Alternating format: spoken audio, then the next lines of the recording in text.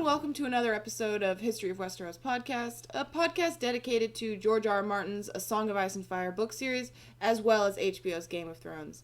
Today's episode is all Game of Thrones, and we're discussing Season 4, Episode 1.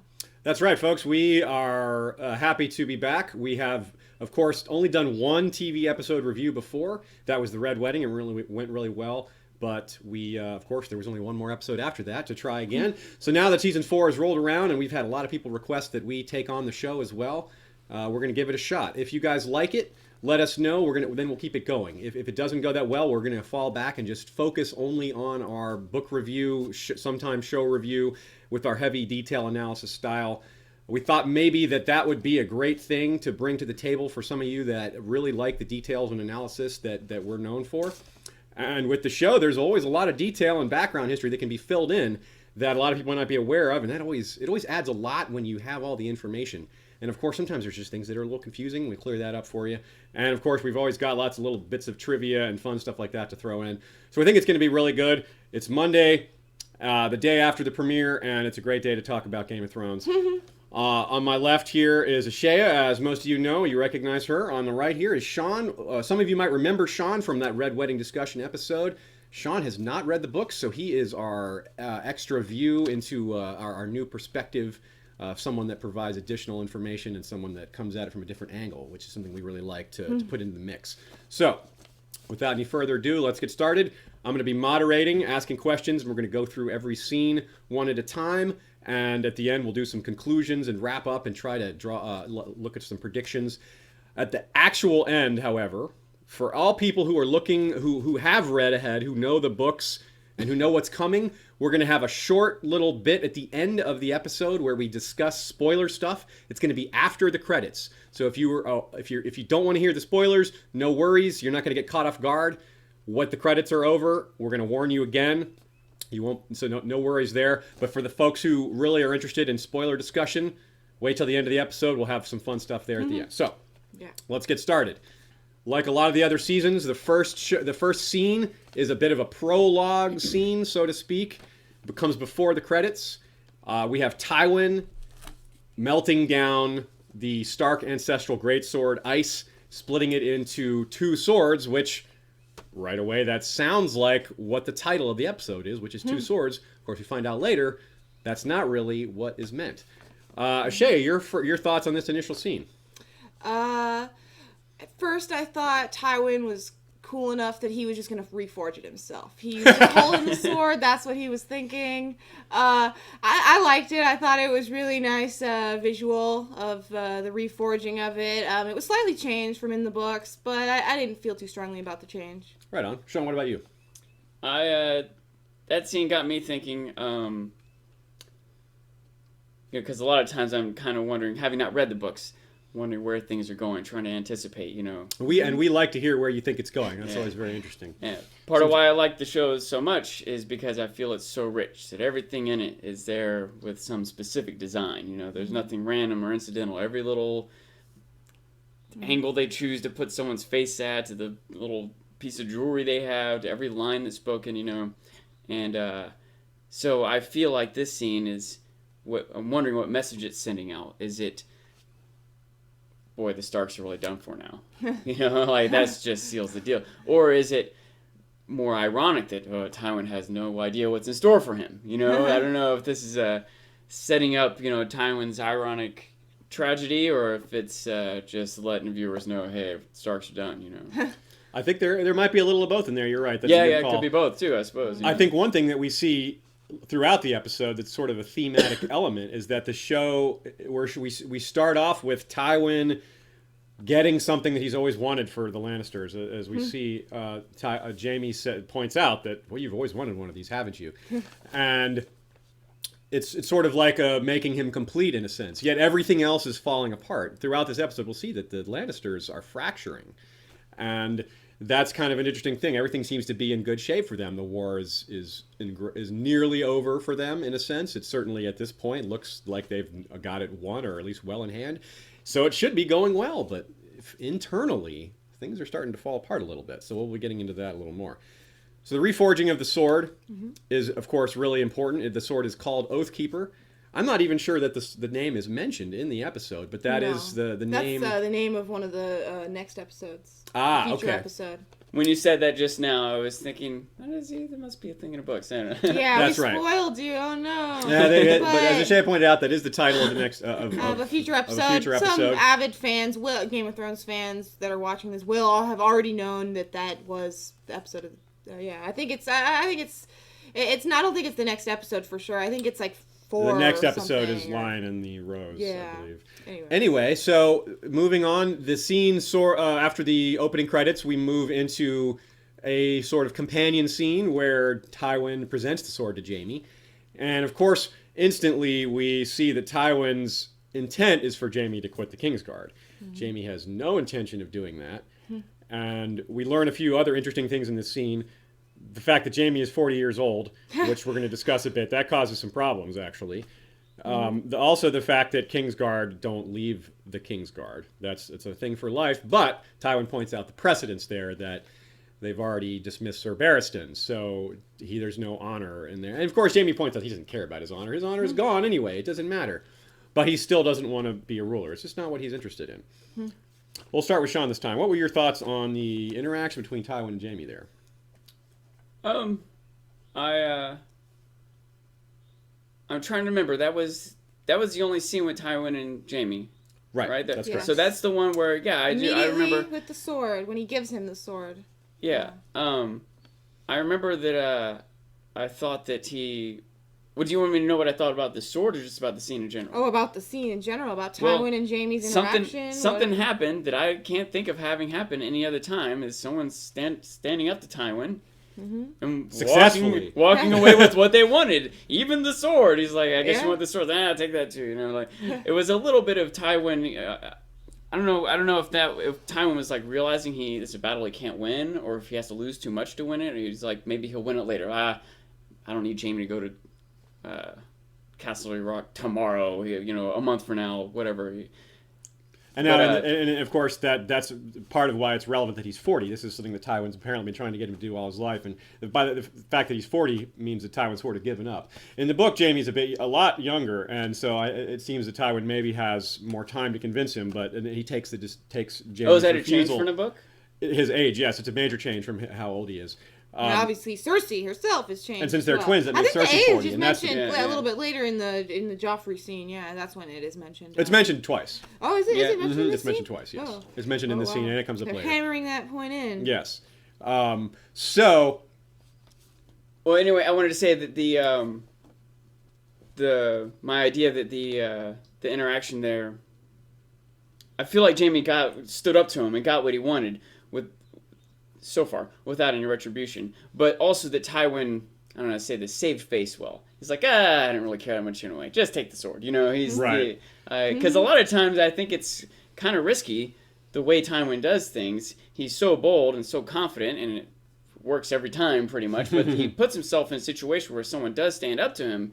He might have to kill someone he doesn't want him to kill, or it's something along that line, And so I feel like he's got to have a way to save face in a moment when someone does stand up to him. At least no one was around. Like, I wonder how different that would have been if there was 3 other people in a room, Yeah, he may not have allowed him to do that. But I think Tywin is smart enough to know to make these sort of, to have these confrontations in private. Yeah, of course, he probably didn't see it as he may not have expected it to be a confrontation. He's giving Jaime the sword. That's not going to go badly. Yeah. But then bringing up the leaving the Kingsguard part and taking up the lordship of Casterly Rock, that's a bit different. Yeah. And of course, given that we have been shown that there's a bit of background to this, it's apparently not remotely close to the first time they've had this conversation.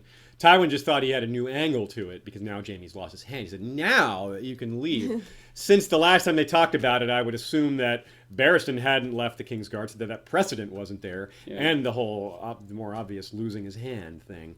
So there's a couple of things to go there. Now, as we go through this episode, you'll see that Jaime is one of the most frequent appearances in this episode. He is in at least 5 of the scenes, and we have it loosely categorized as roughly about 14 scenes, depending on what you call a scene. It can be as many as 18. It can be as few as about 11. That doesn't really matter. The point is, Jaime appears in the episode a lot, and he appears with his family a lot. And throughout the whole episode, his family is largely just mean to him. They make fun of his hand. They're just they're not very supportive. This is part of what I meant at the beginning about the family fracturing a bit. They're not very tight knit. They're not loyal to each other, and it's really showing. But more on that as we go through the episode. The next scene is Tyrion with Podrick and Bronn as they await for the arrival of the Martells and the Dornish party in general. I would point out that Tyrion is one character that didn't interact with Jaime. Right, Tyrion's the only one of Jaime's family that he does not interact with in this episode. They're probably the only two that still get along pretty well. They're probably the only ones that would have a nice conversation that wouldn't go badly. But Tyrion also is another character that gets a lot of airtime in this episode. That's true, he does. If that's been true for every season, he is typically the character that appears the most. Partly because Peter Dinklage is so awesome, and Tyrion's character as well is so awesome. So we can't blame anyone for that. In fact, we encourage more Tyrion, as much Dinklage as we can get. He's also interesting in that he's so connected to so many different characters. I think that's true. He's involved in it. He's intertwined in more plot lines than Yeah. probably most characters are.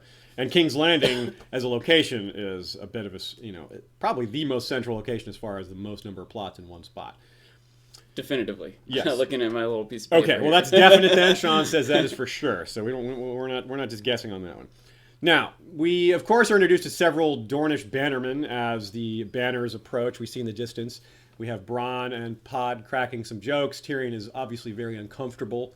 He's stressed out. That's also a theme that's going to come out through this episode. Nothing seems to go well for him. None of his relationships are going well. Whether on a personal level or, in this case, something he's assigned a job to do.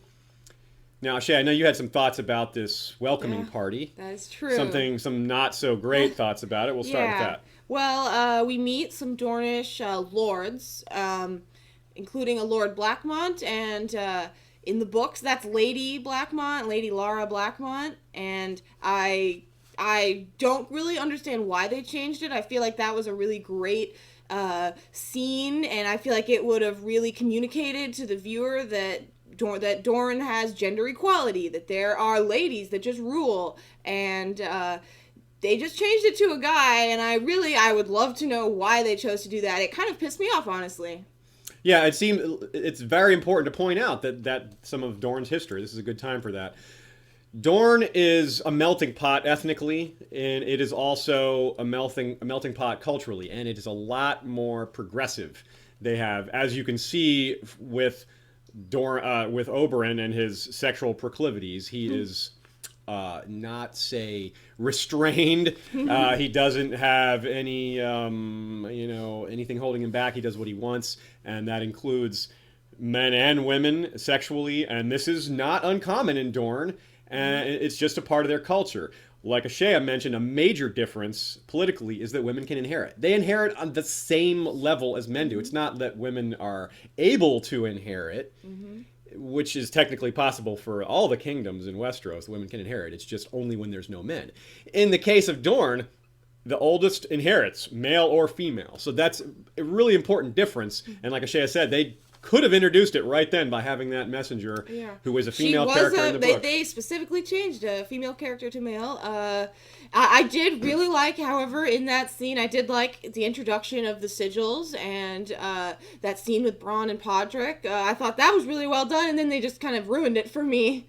And you really get a sense that the Dornishmen share Prince Oberyn's attitude. As soon as they get there, they're a bit dismissive. Now, a little bit of background on that. Tyrion as a greeting is a bit of an insult to the Dornishmen. This is the Prince of Dorne's party, the second highest ranking member in the entire kingdom of Dorne. That's a big deal. Now, Tyrion's pretty high. He's the master of coin. But typically for a guest of this importance, you would send somebody more important with a bigger tail. In other words, there'd be more knights. There'd be other people of rank. And it's just Tyrion with an up-jumped sellsword and his squire and some soldiers from the City Watch. That is not what they expected, so that's part of why they're a little short with him. Pardon the pun. Tyrion's always short. And why they just kind of ride past him. They kind of ignore what he's saying. They're rude to him. But so you have to remember that they didn't just come out rude. They were insulted from the get-go. The second they saw Tyrion sitting there, they were like, insulted What? it from the get-go. Plus, they're already inclined to not like him or Lannisters. Absolutely. Or anyone there. That's part of what I meant, is that it wasn't Yeah. just the dislike of the Lannisters in play there. There's more than just their hatred from the past episode with Elia and the children of the Martells that were slaughtered by the Lannisters. And it seems to me as though, to whatever extent this was an affront, like sending Tyrion instead of Tywin Absolutely. himself or Jaime, whoever else, Oberyn didn't show up himself either. He maybe expected as much, or they're both, Tywin and him are playing the same game or whatever. But That's a good point. Now, to be clear, Doran Martell, who is the ruler of Dorne. Now, I say Prince of Dorne because that's their title. And normally you would have the Lord of Storm's End or the Lord of Casterly Rock, and the king rules all over them. Why is it the Prince of Dorne? Well, it's just a difference. That's just their title. The Prince of Dorne is the same as the highest lord in Dorne. It's just what they say. It's just another difference that Dorne has culturally. Remember that Dorne was not part of the Seven Kingdoms at the beginning. The beginning meaning 300 years ago when Aegon the Conqueror united the kingdom through conquest. Dorne was never conquered. They only entered 190 roughly years after the conquest through marriage. So that puts them in a different spot. That attitude shows up a bit as well. They know they were never conquered, at least not fully. So Doran Martell, that's not a story. He really is too ill to travel. He has terrible gout. He's confined to a wheelchair. He travels in a litter, typically. And that's how, one of the reasons Tyrion was able to see that, I don't see him. Also, he didn't see the Martell banner. So that was the biggest clue. But anyway, let's move on to the next scene, which is sort of a continuance of this scene, which is when we are introduced to the Red Viper himself and Ilaria Sand, his paramour, which is basically a lover, an allowed lover that you have in front of everybody, unlike where most lords would keep their sort of non-wife lover a secret. They may have a wife and a girlfriend, and they keep the girlfriend kind of a mistress. hidden. Yeah. In Dorne, it doesn't work that way. The paramour, they're just out in the open like anybody else. So it's just very different. And this, of course, is explained a bit by Ilaria herself when she says, call her what she is. Call me what I am. I'm not a lady. I'm a bastard. She's a whore. Blah, blah. That's just that she's very direct, and it seems to be in Dorne, people just are what they are. They accept what they are, and they don't try to pretend. You could say there's less, people are putting on airs a bit less. And we see this from a lot of the Dornish characters at the beginning, they're very blunt. So, what do you guys think, starting with Sean? What did you guys think of the scene? The introduction of the Red Viper, a character that a lot of us, of course, who've read the books have been waiting for a while. This is your first introduction to him. Would really like to hear what you think.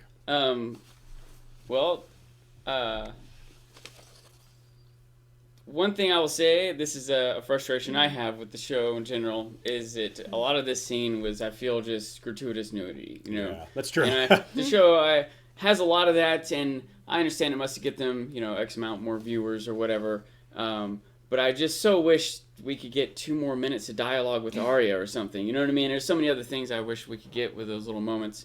To be fair, this explained some things with the sex. Yeah, at least it wasn't. It wasn't just pointless. It was sexposition. Yeah. Yes, the scene was good. Good information was being conveyed, but they could have done it without dropping a girl's dress, for example. You know what I mean? And if they're going to do that, they could be more balanced when Oberyn starts hitting on the guy, drop his clothes too. Yeah. I feel like if they're going to have this gratuity, at least don't be sexist gratuity. I have a question for both of you. Did you remember that actor, that character, that male, that Oberyn? No, should we recognize him? You should recognize him. From? He was Loras's spy lover, the one that spied on him. Very and then good, told very good. No, I didn't miss Littlefinger. that. So keep an eye out for that in the future, folks. This means that this spy has maybe moved picked up up some in the information. world. Yeah, He's might know something about, Yeah, he's apparently helping out at his Higher brothel. up, he's like a manager at the brothel there. Manager, but he also prostitutes. Incidentally, another He's on the character, inside. a character we didn't get anything from here was Littlefinger. That's Yeah. true. That's his That's brothel, true. but he did It's not his make brothel, an appearance. but he's not there. But But Littlefinger he's gone. He told Sansa, remember, that he left. Yeah, so he's up in the Vale. Yeah. Another thing, so about the scene though, I will say I'm a little torn here because this character, I think that I don't like him, but I don't know how to say this quite. I think in a way, Shay even mentioned, like, there's a part of me that feels like you should feel happy that someone's coming to teach the Lannisters a lesson. They don't know all that messed up stuff. But on the other hand, I still feel like he's being arrogant and reckless. And That's true. and whatever his goals are, whether or not I like them, I don't. I feel like someone could just kill him in the streets. You know, maybe Dorne hasn't been conquered, but I don't think Dorne can conquer Westeros either. You know, so I feel like if someone just decided he's gone too far. I was a little confused for a moment, by the way, when he stabbed that guy in the hand. I thought that those guys were Lannisters. Rather than just Lannister And guards. I was like, what the heck is he doing? There's no way this is just going to fly. I think maybe they are. I don't think they're Lannisters, but that brothel is a pretty good brothel where lords and princes of Dorne go, so I don't feel like they can just be any... They're probably captains or something. Yeah, anyways. Yeah. And maybe they're not supposed to be there. It'll be hard for them to complain. You know, I can see a lot of angles on it. I don't know how they got all regardless, that money. I think he was being arrogant and reckless. A couple of things about that, Sean, that are important to know. Okay. The political situation is a bit precarious. Oberyn knows he can get away with a lot, and he's right. Remember that Cersei's daughter Myrcella is in Dorne. That's right. That is and very and she's betrothed to Oberyn's nephew. To what extent? Because Cersei did not want that to happen. This is part of why. And Tyrion did it at least under the pretense of, you know, she'll be safer there. But given all this, I wonder, like, did Tyrion know what Tywin had ordered? Did Cersei know? Does Cersei? He knew. He knew rumors. The problem is that there was more at stake than just this. The thing is that Dorne had not taken sides in the war at that point. Yeah. And if you're a Lannister, if you're Tyrion, you're sitting there thinking, what side is Dorne going to join? You're pretty sure it's not you if you're the Lannisters. Yeah. So Tyrion turned an enemy, a potential major enemy, into an ally by creating that marriage. Cersei hated it, but you can't deny that it was politically savvy. What's the term that Ned Stark and Robb were to Jon Arryn and that Theon was to Ned Stark? A ward. It's almost like he sent them a ward. Theon was more of a hostage. It's a lot like that. It is less like a hostage. Theon was a forced ward because it was to keep his father on good behavior. It was a surrendering a hostage because he failed his rebellion. In this case, it's an alliance of equality. But a similar effect, is it? Yes. It's harder to go to war against someone who has their child under absolutely. their control. And so Oberyn knows this, and so he's able to take advantage. Also, he knows that he's very popular. He's loved back in his homeland. Everything happens to him. He'll be like a martyr. It's too risky for Tywin to. Right, and Tywin knows that, and they want him as an ally, but it's not going to be so easy. So it's very important to keep an eye on the big political picture here. He can get away with a lot, and he might try to. Also, he's brought there to be as a guest to the wedding, and he's supposed to be there as a bit of an envoy. Not an envoy, that's a bit too low of a rank, but he is there. Ambassador, maybe? Perhaps ambassador is a better term. Certainly a representative of Dorne. Certainly he speaks for Dorne. Yeah. He has the rank to make decisions of the highest order. So, then, of course, the scene moves to, before they progress with the whoring there, with their, what would have been some sort of small orgy there with Bronn, and Tyrion shakes his head, and Bronn, that was a nice funny moment there. Yeah, that's such bad timing for Tyrion, right? He just can't whore. Yeah, he's the one guy at the beginning of the show, he'd be like, an opportunity to go whoring with the Red Viper? That sounds great. But now he's like, no, he doesn't even, sorry. Poor Tyrion. But of course, the scene gets violent quickly. We hear someone singing "The Rains of Castamere" in the distance, which is, I was like, why are you singing that? That is a strange song to be singing in a brothel. But anyway, but I don't know how else they'd get his attention. There's no other song that he could sing. They'd be like, "Was that a Lannister? That sounds like a Lannister. I'm gonna go over there." And of course, he comes in. He walks in like a real badass, and he's completely unintimidated. And also, arguably, the other guy went for his blade first. Yeah. And the brothel guy is witness to that. They were pretty rude to him. They were. They insulted him first. He was clearly coming in there with an attitude, but the other guy's the one who said that, he'd be happier with a goat and some olive oil rather than his paramour. Mm-hmm. So he insulted his paramour. It's funny. You can see Ilaria trying to stop him. She's like, she can see what's about to happen. She's like, she can see that. The second she hears the song. Yeah, the second she hears the song, she's like, "Uh-oh, Oberyn, don't go in. Don't He's do it." He's looking for a fight. And she's trying to stop him up until the minute she gets insulted. Then she's thinking. I imagine at that point she's thinking, okay, well now there's no point in me trying to stop him now. I'm just gonna stand back and watch now. There's no point in talking him out of it now. He's gonna do something. This is gonna get bloody.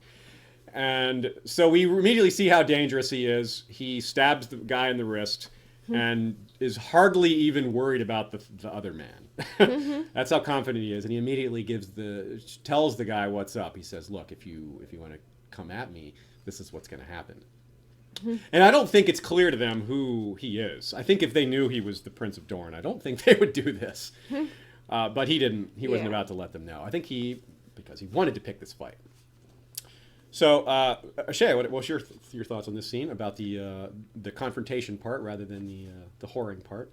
I felt like it was a crude way of getting across what they wanted to get across. I felt like it had a failing in that it caused viewers like Sean to dislike the Red Viper more than they might have. He was more reckless than he was portrayed in the books at this point. I feel like they made it more about his sexuality. They also talked about his love for his sister, but we didn't go into there was a backstory with Elia and Oberyn traveling to Casterly Rock and seeing baby Tyrion, and we didn't go into that. And while I understand that, I'm definitely very happy that they included his bisexuality and they included that. And if we're gonna have a sex scene, it might as well be with Oberyn, I think. But I really wish we got more of that exposition there.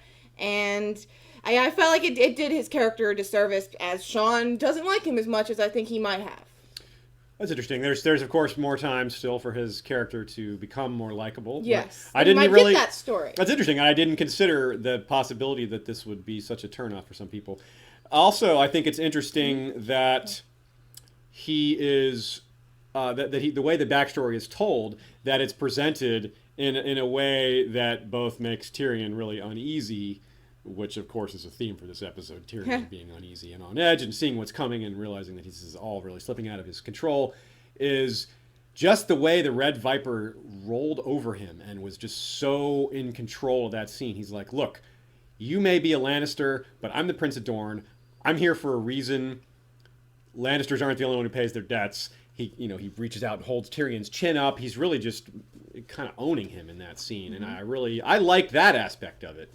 I think a couple things. One, part of that, I think, is that he had the moral high ground, and Tyrion knew it. Does that make sense? Yes, a lot of times, I think Tyrion true. is a combination of his cleverness and his attitude or whatever. So he is able to roll over other people, but it's usually because he's right. It's easier to be clever and manipulative or whatever when you're just right, But I feel like in this instance, it's hard. Tyrion didn't have anything clever to whip back with. He's like, yeah, you're right. We did some messed up stuff. Sorry, man. Yeah, he can only fall back on things like, I wasn't there. Yeah. I don't know. I wasn't there. I've heard rumors. He empathizes like, with look, the guy it's too. not He's my like, fault. yeah, we shouldn't have done this, Yeah. All right, let's move on to the next scene. Unless you guys have anything more on that scene. No. Let's. Oh, I did want to say one quick thing. Sure. Again, talking about how I feel about Oberyn. A factor I think is, and I don't know if this is just me or most people, but on some level, especially in a more intriguing show like this, he's less mysterious. I'll say it like that. He kind of threw everything out, right? He's like instantly pulling his knife, stabs the guy, having sex with men and women, tells his backstory to Tyrion. We kind of know pretty much, there's not much mystery to his character. Does that make sense?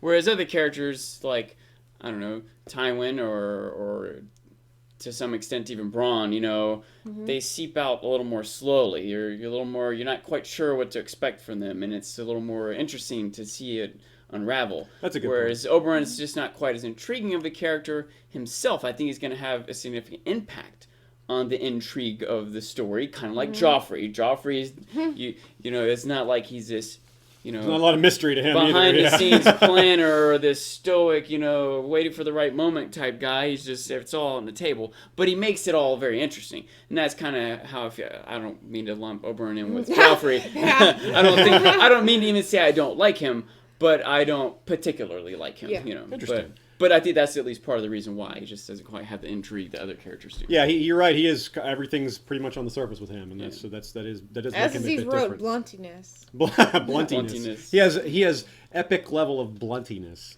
So let's move on to the next scene, which is Dany and her dragons with Ser Jorah. Of course, we get Ser Jorah of the Friend Zone. Ser Jorah of the Friend Zone. That is his new house. This is one of my favorite Dany scenes, by the way. Oh. Really? Yeah. That's really nice. Okay, well, why don't you start us off then? Tell us what you liked about it. There's not a whole lot of background with the scene. It's just the dragons and Jorah coming up from behind and talking, and here we go. And in this scene, she seems to be almost like, a pet dog or cat with one of her dragons there. She's literally petting it, laying down next to her.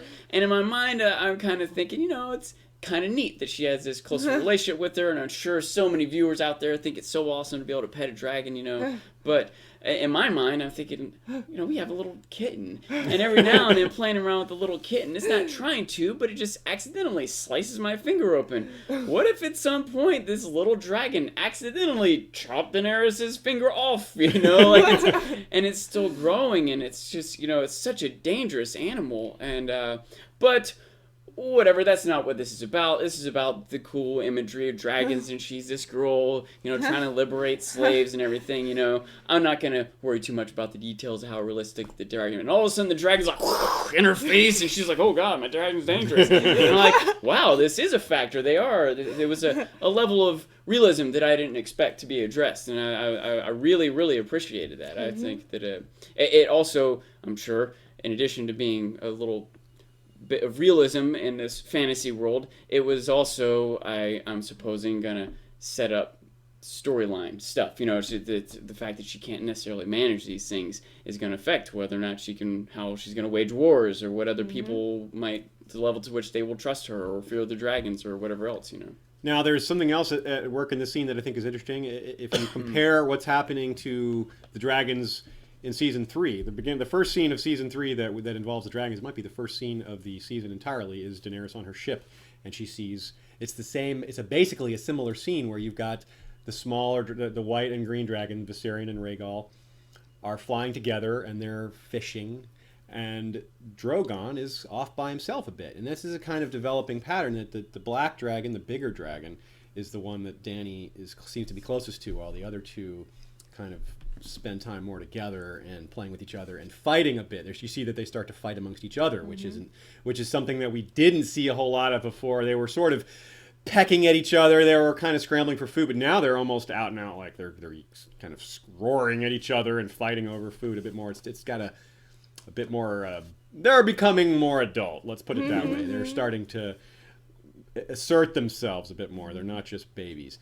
And the other thing that's really at work here, though, is Ser Jorah. He comes up and he watches, and it's hard to tell at first. He's Captain Obvious, right? He is Captain Obvious. At first, honestly, I thought I couldn't tell what he was looking at. At first, he's just looking, and I think, is he looking at the dragons? And then he looks up. And you're like, okay, now he's looking at the dragons. So he was clearly staring at Dany, and if you watch that scene again with knowing for sure, most of you maybe have already knew what was going on there, but I wasn't sure what he was looking at. And he's looking, and you can tell, when you see that face the second time, you can tell that is definitely the face of a sad man in love that is not getting what he wants. Yeah. He's longing. He's longing for her. Is that kind of how you thought about it, Ashaya? Yeah, I thought about it like that, and it was mostly comical to me. We cut to that scene of Jorah just like standing far back, staring at her, and then we see his hurt face, and then he comes up and he's like, "They're dragons, Khaleesi.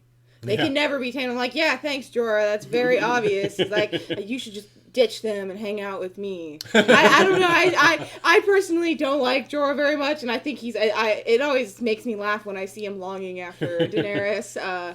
That's about all the thoughts I have. It was pretty well acted by Ian Glenn. It was. Like, you could see all the levels. You could see that he was also thinking, these dragons are dangerous. I don't really maybe want to go over there. I also could see that level there. So I thought I liked him.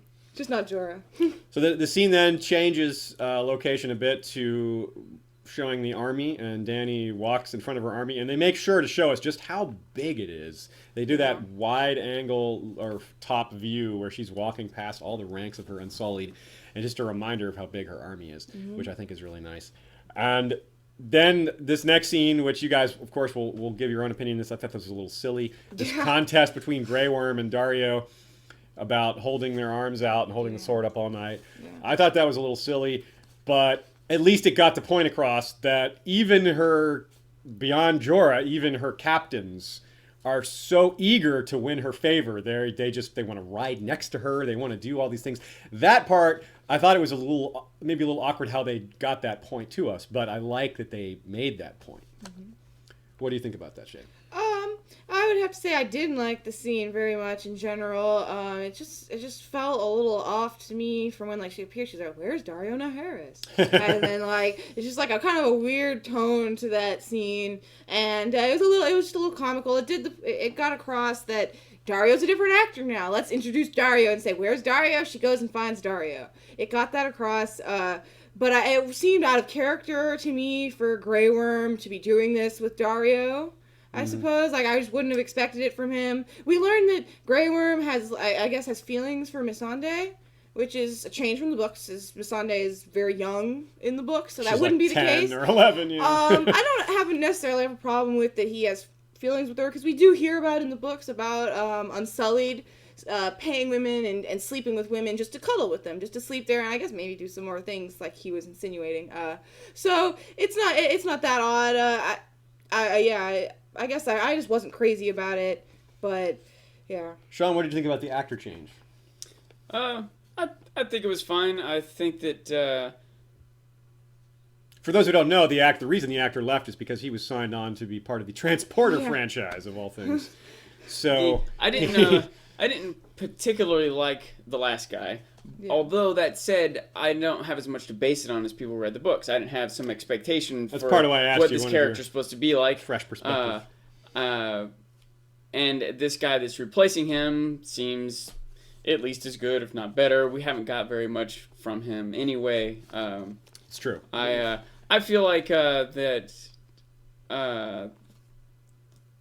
scene. Part of why that I tend to not like Dany scenes in the first place is because I feel like there's not as much going on there. You know what I mean? I feel like the show in general has this, long-term expectation that Dany's going to come back to Westeros and all this squabbling around King's Landing is going to be put in the back burner for dragons. You know what I mean? But in the meantime, she's got to raise her ship, she's got to manage her army, she's got to do all this stuff, and I'm just not as invested in those characters. The characters over there are new, in the first place. And it doesn't help when you change the actor. Yeah, it makes it even harder. They're not connected to any of the other characters that are in King's Landing. And so I feel like that scene did pretty much everything it needed to do to keep that storyline going.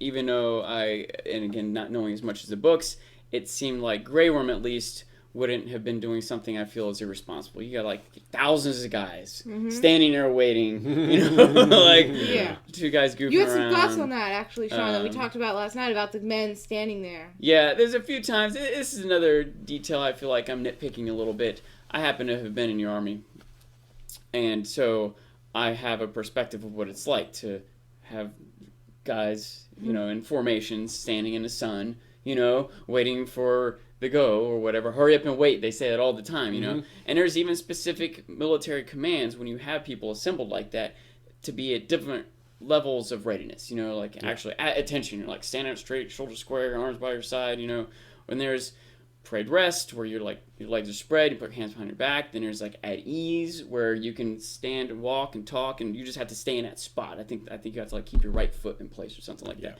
So if it's suddenly ready to go, all right, attention, boom, everyone's just already there, ready to go. But when it's hot and you're thirsty and you're waiting, you don't have to be stiff. Even if these Unsullied characters are particularly disciplined, why do you need to exercise this particular level of discipline for no reason. A good leader wouldn't do this, you know, and I feel like this is an opportunity. Maybe it makes sense for everyone to be standing at attention because it's time to go, and here comes the Khaleesi. All right, let's go. We can't go yet because these two guys. What? Where are these two guys?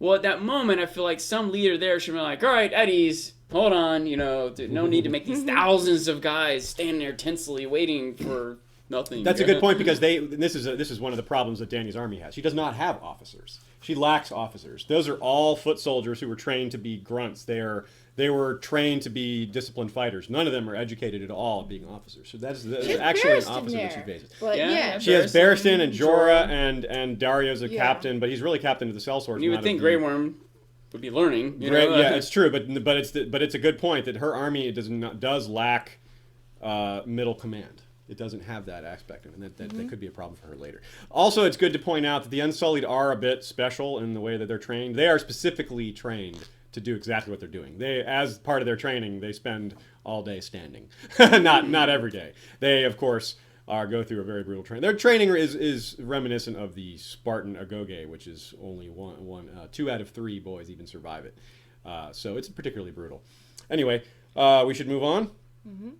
The last little bit about that scene is Dario bringing the flowers to Dany, which at first I thought was a little cheesy, but I kind of liked how that scene ended. I liked that it was a reference. It was from the book, truly, because it was just like from a line in the book where Daenerys says that Dario was bringing her a flower every day, a new flower, under the pretense of teaching her about the wildlife there. Yeah, that was clever. I like and that. It was all in one scene. He brought her a bunch of flowers at once. I also thought that was clever, and also whatever difference the actor change made, that scene made me care more about Dario. That's good. And right before that, you had a reason to kind of dislike him because he was just so rude to I almost called him Grey Wind, to Grey Worm about his lack of testicles. Yeah, that was uncalled for. Yeah, but it drives home the point even more, that part that he's maybe a little bit vicious, but also that just how much they're all trying to win Dany's favor, that he's trying to put Grey Worm down and get out ahead of him.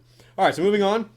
We have our first appearance of Cersei for the season, and we have Jaime again. Jaime and Cersei, and of course I thought we had Sansa.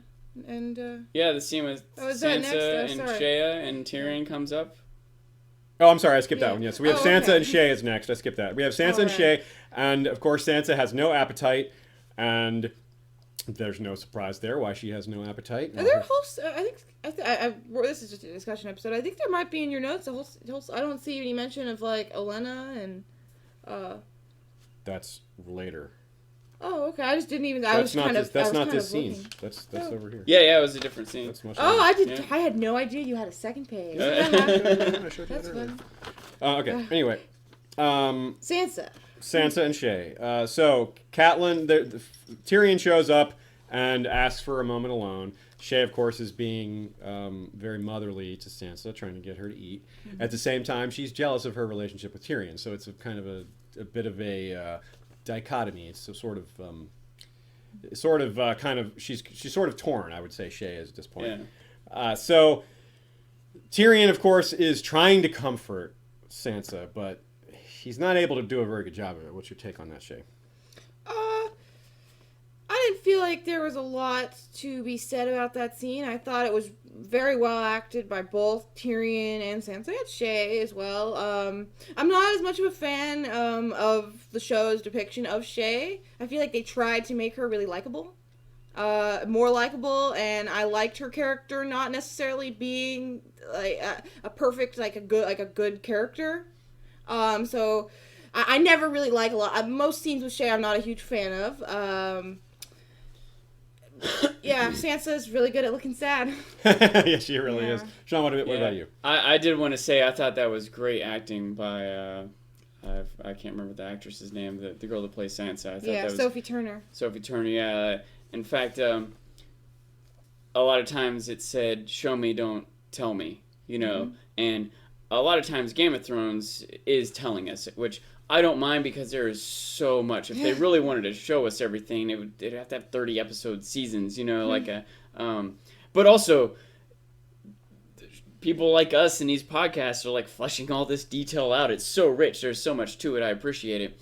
Especially since they also do show us, you know, And that scene when Sansa was crying there was so good when she was like, "Do you know what they did to my brother?" And in fact, Tyrion, I think, used the same line there that he did with Oberyn. He said, "I've heard rumors." Didn't he say the same thing? Yeah, it's a good catch. Good catch. That was a good catch. But that was I thought, and it was a pretty short scene too, relative to some of the other scenes here. And I did like that scene. I did have one more comment actually.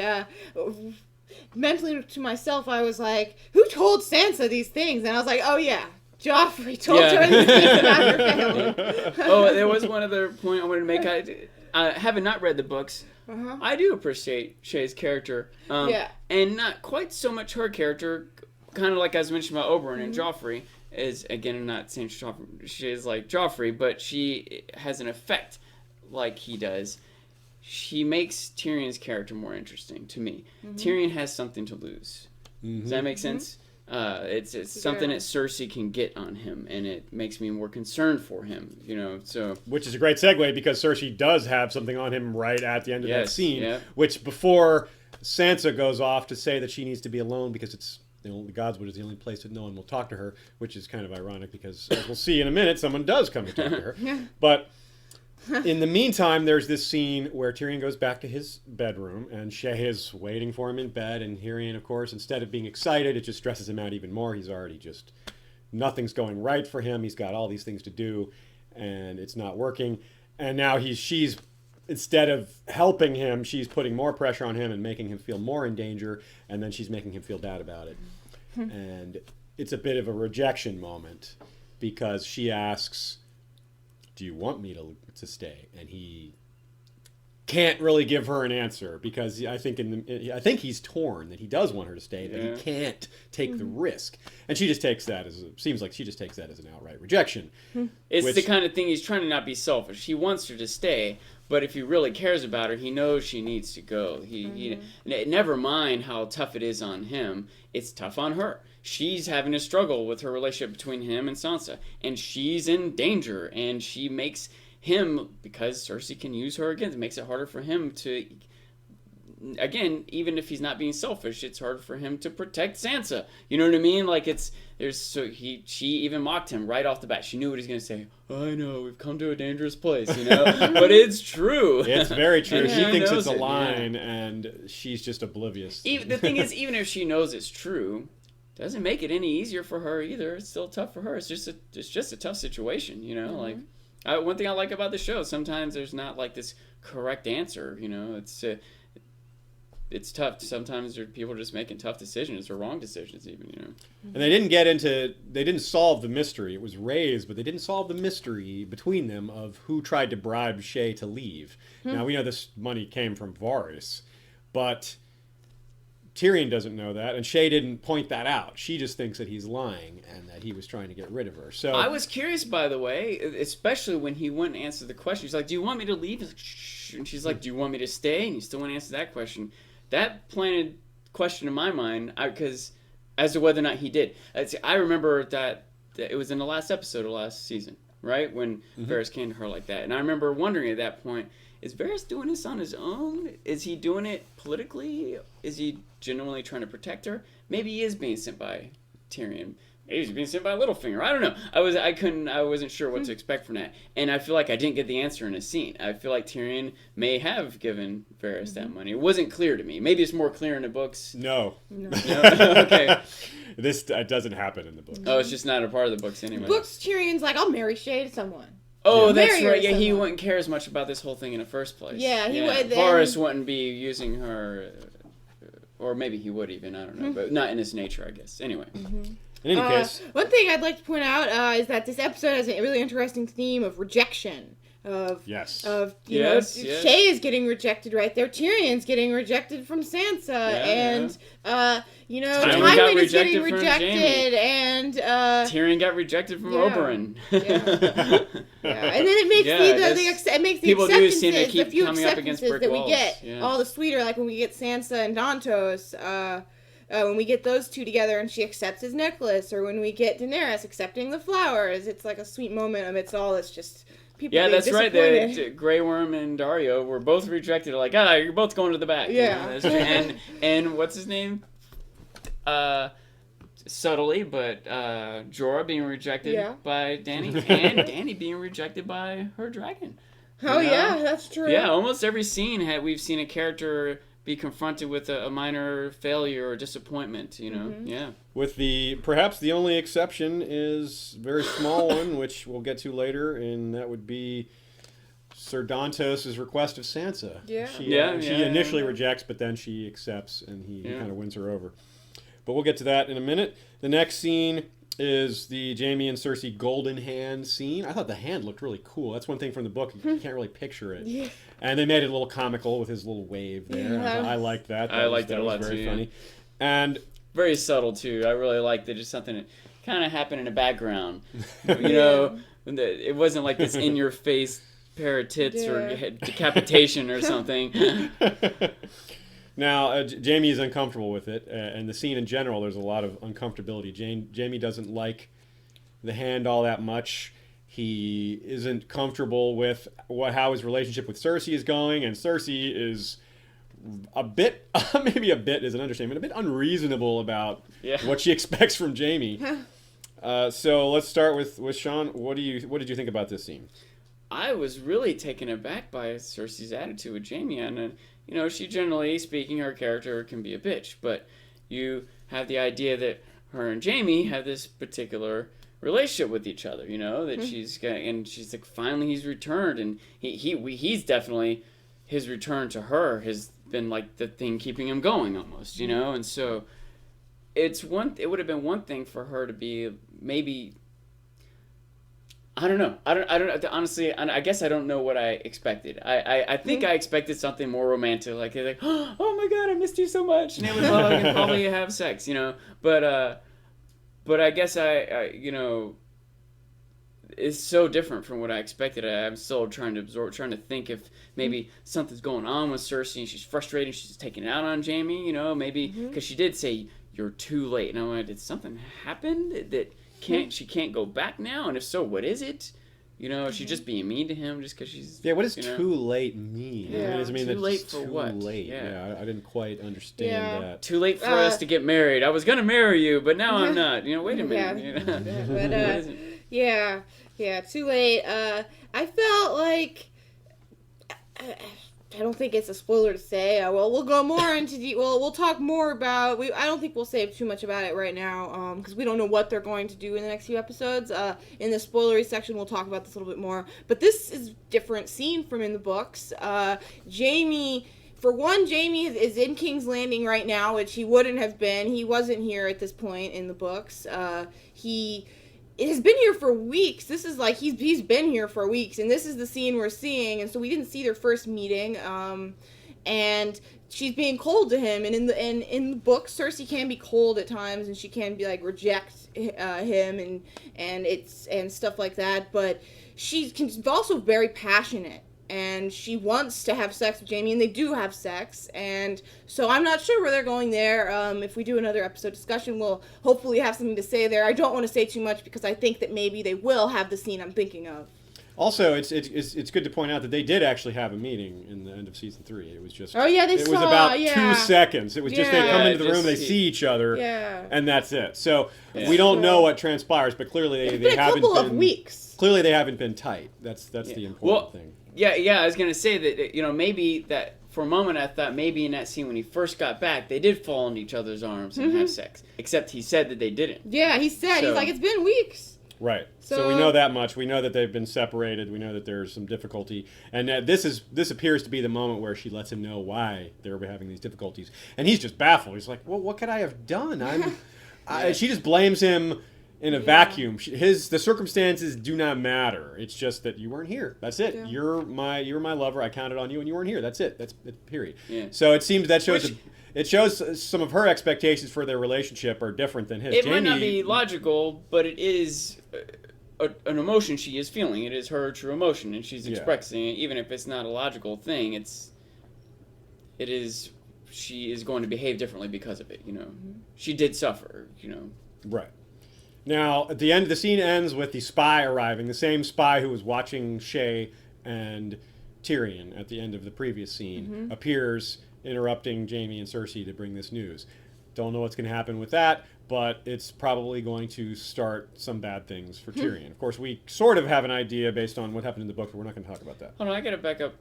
I find myself trying to defend Cersei. Like, yeah, she did suffer. Like, she suffered nothing compared to Jaime. I'm giving her way too much credit. She's just being a total bitch. Jaime got his hand chopped off. Before the point that Jaime had his hand chopped off, she had suffered more, I would say. Just like the course of being married to Robert Baratheon. But, hand chopped off sucks. Now, one other thing that wasn't brought that we didn't touch on is that Cersei is drinking more, and that Jaime brings that up, and that's part of what gets Cersei upset. I think Jaime, she's not as rude to him until he points that out, and she sort of takes that and just uses that as leverage to just drop every bomb she can on him at that point. But I think they both, in a sense, we also learned that deserve Cersei's each had other. some symptoms. That was even a thing that she. Yes. The Maester said, how are the symptoms? She's like, oh, totally cleared up. And then he leaves, and Jaime's like, symptoms? She's like, nothing you need to worry about. What about me as a viewer? Do I need to worry about it? We're not sure. That is a very good thing to keep an eye on. What condition was Cersei being treated for? Is it something? Was she pregnant? Is she pregnant? Would be the 40. big one. Yeah, it seems very likely. She could still have kids, but and if she is, well then. That was a big question of mine, is that they changed their age. Why on earth would they be marrying a 40-year-old to Loras Tyrell, who is in the show the heir to the Reach? Yeah, that's a bit of an issue. They got to get married now because in those. Well, I mean, times, they have brought the issue up when the Queen of Thorns went to talk to Tywin. Yeah. She was like, Tywin was playing Cersei up. She's like, the most beautiful lady in the land and the Queen Regent, and Olenna says, and old. And Tywin turns and looks at her. But it was never made what? clear that and 40 old, to me, which is pushing it. Like even like a year or two later. I mean, earlier. Yeah, the whole point was for them, and Olenna has that whole scene in season 3 where she's describing what Loras' children will be, how they'll all relate to each other, how they'll have all these entangled relationships. Yeah. It doesn't seem that likely that they'll have kids, like she says. Cersei's 40. That doesn't, and they're not married yet. It's time's a wasting. So it's very peculiar. Jaime can, of course, still have kids, but Cersei at 40. But this is also peculiar because this means that Joffrey was born when Cersei was about 27. Yeah. Which is just odd. So that means she wasn't married. She could have been married before. That means Tywin held her back from being married. Well, Joffrey's older. Okay, well, he's around like 17 or 16. That only means that she's about 25. I know. It's not no, he's not 16 or 17. He's not of age of majority yet. He's at least 15. He can't be older than 15. Yeah, because I think that they said some line actually in the show where, and then the age majority is maybe slightly different. I think that he is actually slightly older. Okay. Maybe he's just 16. Well, he's only and about... then like his anyways. Okay, let's move on. Yeah. Let's go to Ygritte and Tormund. We have Ygritte making a bunch of arrows, and she's clearly really frustrated. She's angry. This is one of those things that it seems like she's putting all this work in because she's angry, and she doesn't want to sit there idle with her thoughts. So she's just putting all her energy into making arrows. And Tormund points out, he's like, "What are you doing? You're making all these arrows." And she's like, "What are you doing? Sitting there doing nothing." And this is just another driving the point home of how the wildlings are more a culture of equality where people don't rule over each other quite as much. Tormund is in command of their group, but Ygritte can speak to her however he wants or however she wants. Now, so we also are given the clues to a small mystery, which was how did Jon get away? Which is, we know that Ygritte is an amazing shot.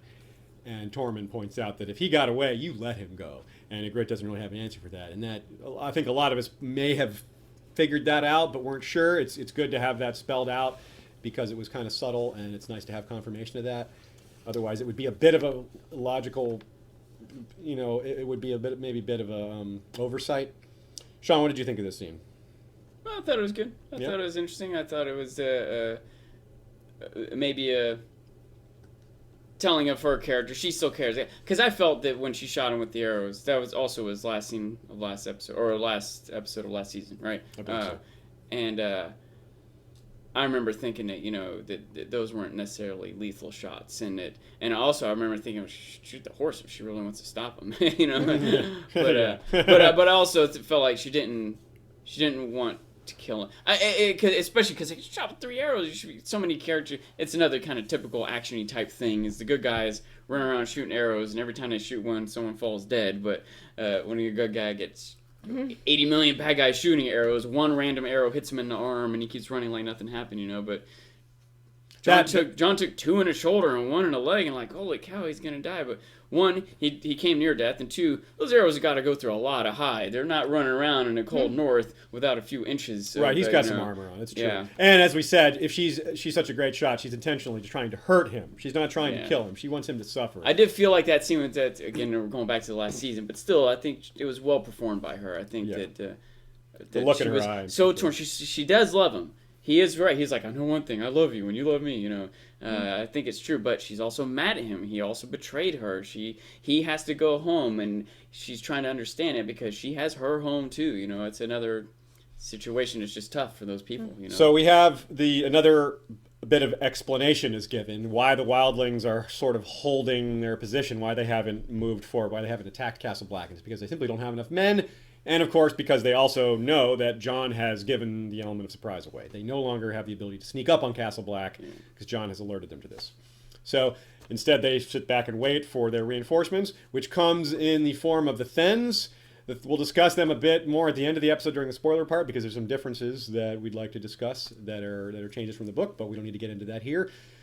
What we're shown is that these guys are really, really dark-looking, really savage, really mean, really cruel, and they're clearly another level of wildling because even Tormund doesn't like them, and he's kind of cast as a bit of a vicious, strong fighter, and he's even turned off by these guys, and he doesn't seem to be turned off by much. So that's really saying a lot. Asher, what are your thoughts on the Thenns and this scene in general? Not a fan. Didn't like the change. It felt like lost all nuance of the Thenn culture and just turned them into these weird, very scary, creepy savages with these ropey scars on their face and eating men when it doesn't. That's not. I just didn't like it at all.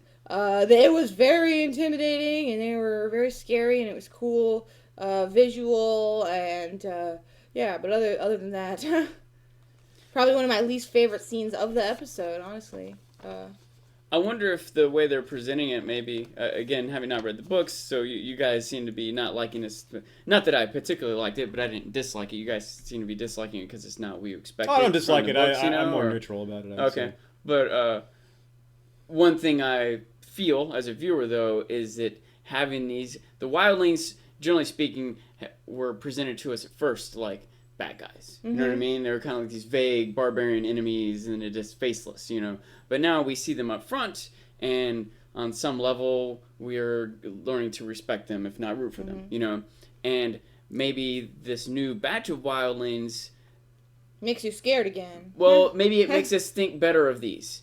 Does that make sense? Maybe we have some level of understanding of why Northerners that we care about think wildlings are bad. Some of them are bad. Here's the thing. But some of them are good. Look at Ygritte. You know what I mean? Like, it gives us some contrast amongst the wildlings, I think it makes us a lot more concerned about their attack on the wall as well. Yeah. Than we would have been before. We would have been like, I don't know. Maybe it's good if they win. The wildlings should be south. Yeah, now you have cannibal savages coming. You're like, That's a little more intimidating.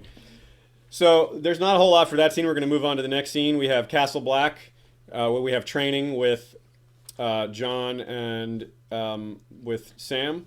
Now, an important thing here with this scene is that we talk about the outshining of Jon and Robb, which is an important facet. Jon laments about how Robb was always better at everything than he was. And Sam points out, kind of takes the sting away by saying, "Hey, look, you're better at me than everything. Like, think of what you're saying here." Except for reading. And hey, Sam's killed another. Jon hasn't done that. So that quickly moves to the more important aspect of the scene, which is Jon's trial.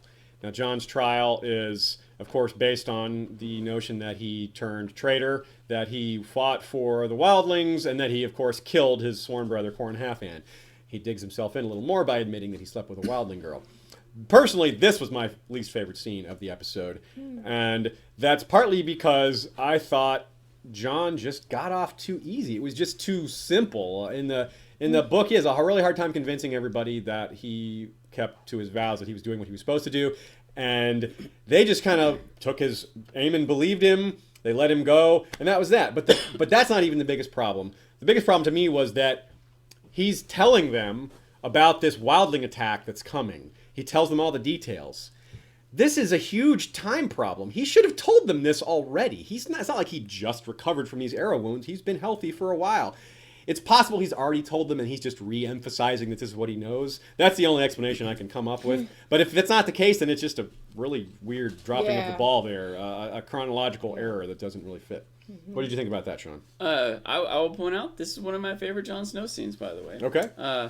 I like, again, I can imagine in the books, maybe it was taken more seriously or got more trouble or something like that. And it's not too late for him to get more in trouble. You know, I kind of expect that he's at least on probation or something, you know. But I don't know how to say this exactly, but I feel like the first time that Jon was really his own character. He had his own adventure and was like, he came to the North and thought he was all that, and it was like, you're nothing, you haven't done anything, little boy, you're just lucky you're rich, that's all. But now he really has, and he was, I feel like, able to stand up to these, you know, superiors of his or whatever, both based on that, but also that he once he had that experience with it, he also had or revealed his confidence, determination, courage. Like he knew that there's a potential that they would kill him there, and he didn't like try to weasel out of it or tell any lies. He dug himself in deeper in a sense. Yeah, he's like, exactly. Yeah, he was as upfront as he could be, which is part of another thing that I liked about it a little bit, because the guy, I don't remember his name, but the acting commander now, what's his name? Alistair Thorne. Thorne, who gave Jon a particularly hard time at the beginning, which on one hand I sort of understand. It's kind of like, I don't know, going through basic training. You got to like put everyone down and build them up the way you want. You got to make sure they understand discipline, chain of command, But it's also silly to ignore his training and expertise and whatnot else, you know, which I guess they didn't totally, but I feel like that guy was just being a poor leader. I don't know how to say it, but I just didn't like his character. I thought he was a poor leader. Here's a good time to put a little background information in. Part of the reason Thorne is against Jon Snow is that Alistair Thorne is at the Wall because he was on the Targaryen side during Robert's Rebellion, and it's Jon's father that was one of the most important leaders on the other side. Yeah, so he takes a little personal. Part of why Thorne is on the Wall is because of Jon's family. So I think does have a little thing personal. Still bad leadership, though. Might be a reason for it, but it's I agree. I'm not excusing him. I'm just trying to flesh it out. And so one thing I liked about this scene was that the wiser character was able to, Aemon, the Meister, was able to make the wiser decision. You know, I appreciated that the hothead, you know, didn't try to put Jon in his place. Because, I don't know how to say this, but I'm worried. I'm glad Stannis is going to the Wall. I'm worried. I don't want the zombies to kill everyone. Shay, what about you? What do you think of this scene? I like any scene with Maester Aemon. Any scene at all. I really like him. I liked his line about I grew up in King's Landing. Yeah, that was good. That was very good. I like seeing Jon himself be snappy and sassy to Janos Slynt, who no one likes, and Alistair Thorne, who I think no one likes too. Oh, yeah. I liked him. That was Janos Slynt. I don't want to interrupt, but I have a point I wanted to make about him. Okay. Anyways, I'll continue my point. I liked them. You can go. You can say. Sorry, I didn't mean to cut you off, but there was a subtle little moment that happened that I really liked that I didn't catch. I watched it a second time. In the midst of that discussion, Jon, when the point where you said you maybe had a little trouble with, but I chalked it up to what you did. He's just reiterating. He's like, look, you guys want to stand there and debate the details of our code, that's fine. But right now, there's this army amassing. He's got that he referenced the Thins. He's got the da-da-da. He's got giants fighting for him. And at that point, what's his name? Slynt, the one who was, that's when he betrayed Ned. Yeah. That Tyrion sent to the wall and replaced with Bronn. He was, I think was still standing. No, he was sitting. It doesn't matter. The point is, when Jon said, he named these different tribes and giants, that Slynt said, giants, he kind of chuckled and looked over. And the other The Yeah, they all took it seriously. They're like, of course, yeah. giants. And he's like, oh. And I think he kind of realized too, like, oh, they're really giants, huh? It was a really quick, subtle moment that I didn't catch the first time, but I really appreciated it. I really like that part of the scene too. You make a good point, Sean. I that does help me improve my opinion of the situation a little. That Jon stood up for himself and that he has the backbone and the confidence. He's like, I have been beyond the wall. I've done these things. That's a really good point. I like that. Another thing I wanted to say about not the scene that we right before that with Sam and Jon was that Jon says that Robb was always better than him at everything, and that's just not true. Jon was a better swordsman. Well, that's a change from the books. I think it's this is true now. I was kind of wondering. If you let me finish my point, I was going to say that I was kind of wondering if it was Jon being very sad, about Robb's death, and he's romanticizing things and saying Jon was always better than me, and I was kind of wondering if that's where Jon's mind was at there, or if the show just kind of made Robb better than Jon, which I prefer to think the former myself. Because I liked that they were just better at different things. Robb was a better lance, Jon was better with the sword, yes, and Jon, they competed in some other things, and I like them being more even like that. It was more balanced in the books. That's true. Anyways. All right, it would make it more interesting, I imagine, in the books for Jon to be closer to on par with Robb and getting treated like he's not even on par with Rickon, That's a good point, and that is a bit more. That is fairly accurate to how the book is. Of course, we don't see a lot of that time because Jon goes off to the wall so early in the story, so both right in off the book bat, and show. Yeah, there's only little hints of that. Okay, let's move on to the next scene. We have starting off with Olenna and Marjorie. The scene starts off hilarious. Olenna is great as always. She's just 100%. Every moment of every scene she's in. Every extra Olenna scene excuses 1,000 scenes that I don't care about. I have to say, I love her so much. Yeah, she's one of the great things that comes out from. She's great in the books, no doubt, but having her on screen, hearing her sarcasm, hearing her snappy dialogue, it is just. You can't duplicate. No author can do that. You can't create that kind of excellence in a book. So this is one of the things that I really like about the show, that it gives us these opportunities to see these characters really alive. And when someone does a great job like this, it just makes it all worth it. I'd like to say something about to start off about that scene. You really get the sense of Olenna is imparting so many lessons onto Marjorie, and she also really cares about Marjorie, and she wants the best. And she says, "No, you don't say that even just here, or even just in front of me." And she wants her to look her best, and she talks about people singing about her. I just love just seeing Olenna imparting all these lessons, but I also loved. Every time I see them together, I think about if you've ever seen Diana Rigg as the actress that's Olenna as a young woman, identical to Natalie Dormer. They look so similar. I highly recommend looking at it. It was just absolute perfect casting. Not only is Diana Rigg amazing in the part, but they just look like family. So I love that. There's another thing that comes out in this scene that I think is interesting. It's kind of an undercurrent that is.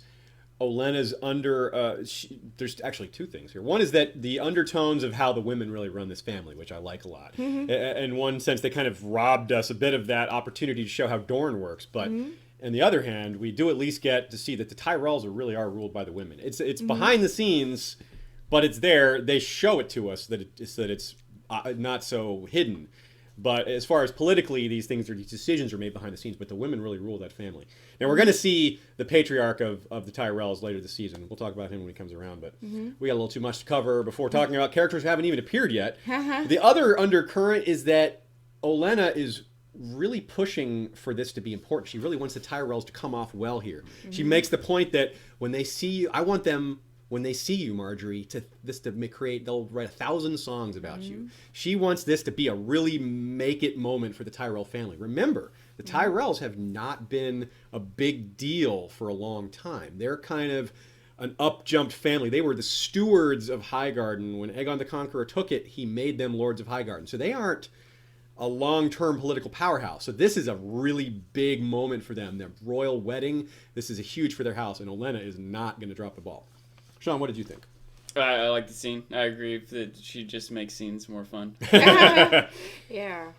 And so the scene is interrupted by Brienne entering and more Olenna hilariousness. She's Yeah. like, "What a specimen you are! I've Yeah. heard, but seeing is so different." Absolutely singular. Yeah, absolutely singular. Marvelous. Yeah, she says all these things. Absolutely. I love that so much because Brienne, it's just such a great scene to see Olenna. Olenna could so easily have said something rude. She could have so easily she doesn't care. She Queen of Thorns, after all. She could have just made a comment about Brienne's height and not really meant it in an overtly rude way, but it would have just been another thing for Brienne. But instead, she's so nice. She's nice, but she's also talking down to her a little bit. She's like, this is I'm still above you, but I'm going to say nice things. But I'm still, while I'm saying those nice things, you will be reminded that I'm above you.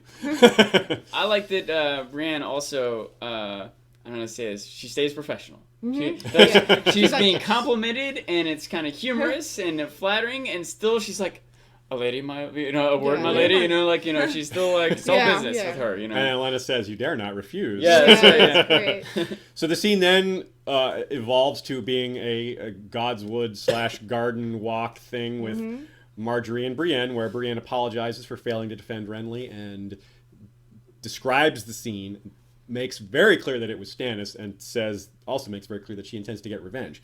Marjorie sort of toes the party line a bit. It's like, Joffrey's the king now. She's not upset with Brienne for saying this, but she's like, Joffrey's the king now. And she doesn't look to either side, but in my mind, Marjorie's thinking, you never know who could be listening. Yeah, I feel like she was giving her a subtle warning. She's like, I know, but be careful, Yeah, she's like, I liked Renly more too, but you gotta play this game, Yeah. So, Shay, what was your thoughts on this little garden walk there? Oh, it was cool. We don't see a scene with Brienne and Marjorie.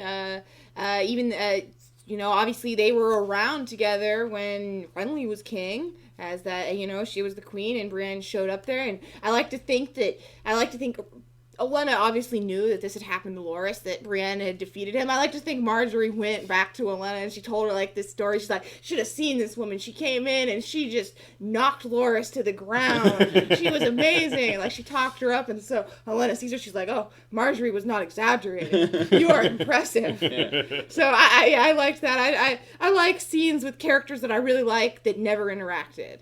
It also shows us the other thing about that scene that really emphasizes is just how rich the Tyrells are. Oh yeah, one of the necklaces. Each one of you go to each jeweler. The best smith gets the winner, gets the second best necklace. Yeah. That's hilarious. And it also shows how skilled she is at getting people to do what she wants. She's like, I know how to motivate people, and she'll make them want to do something that's expensive and costly for them, even if they're paying for most of it or all of it.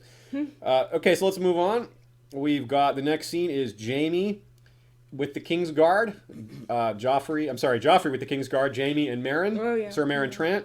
Now, it starts off with Jaime and Sir Meryn discussing plans, and Joffrey's just not interested. He's busy looking at all the weapons around the wall. It starts off seeing the statue, which is awesome. Oh, yeah, I forgot to mention that. Yeah. The end of the scene, end of the last that scene. That segue was really good, but also there's a cool website online right now. I don't know if it happened yet, called downwiththeking.com, where there's a statue of Joffrey, much like that one. I don't think exactly the same. A real statue. A real statue in New Zealand, and you can tweet #downwiththeking, and they're trying to bring it down. It's very close. It might be down already. As of last night, it was tipping. I think it's probably down already, but it's maybe they have video. Idea. I want to see it. I want to see it go down to the ground. But yeah, it was a great product placement with the. Everyone should get their own little Joffrey. That should be sold in the HBO store, and you can have it there. So that's a good point. I meant to point that out, that the Marjorie Brienne scene ended seeing Joffrey with his crossbow and the dead dire wolf there, and then we go to see live Joffrey, and he's immediately just classic Joffrey. He's being a little turd again.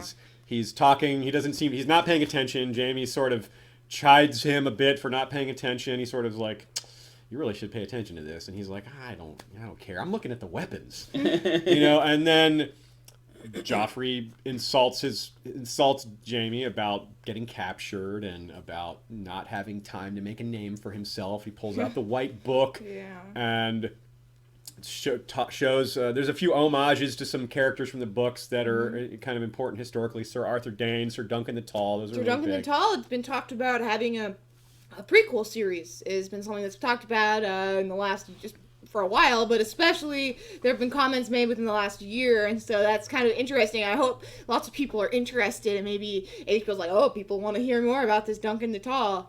But I liked cool. that. So there's a that is a obviously really good point. We have a very invested interest in history of Westeros, Kingsguard book. Like, by the way, this is the perfect point to mention that we have an episode on the Kingsguard already. History of the Kingsguard. It's spoiler-free episode, so you can go check it out if you want to learn more about these exploits of Duncan the Tall.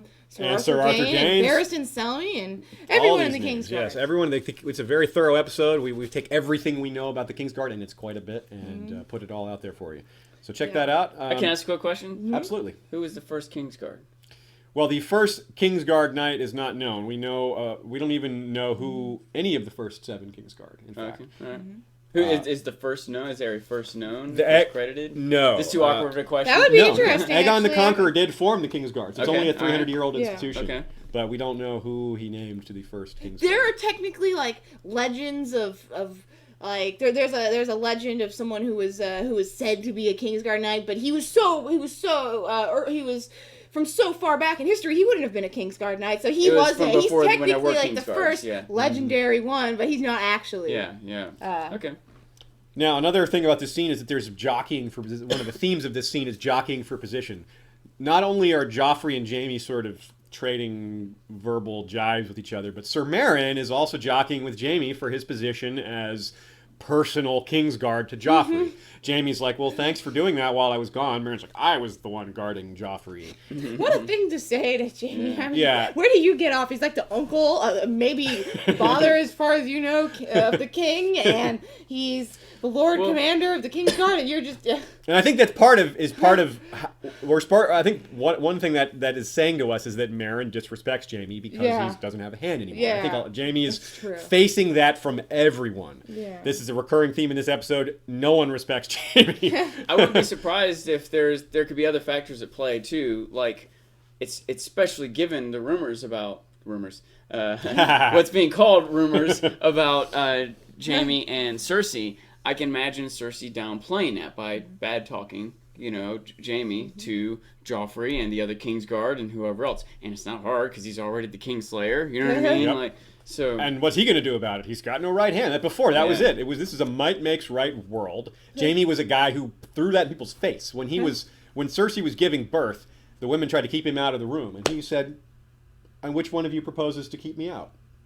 And that was it. He goes in, and they're like, men aren't supposed to be in there. But Jaime's like, look, I'm above the rules. He's not above the rules anymore. He lost his hand, and he's finding that out the hard way because everyone, instead of being afraid of him, is just like not. They're just riding over him. They're again another him. scene from the last episode of last season, but when they're entering town.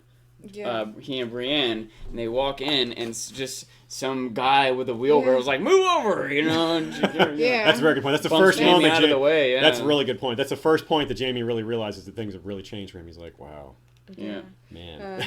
One thing I liked about that Joffrey and Jaime scene is we've had Jaime he's cut his hair, and you can really see the similarities between him and Joffrey. They're the exact same haircut. The other thing is that I was kind of thinking about it when I was talking to Sean about it.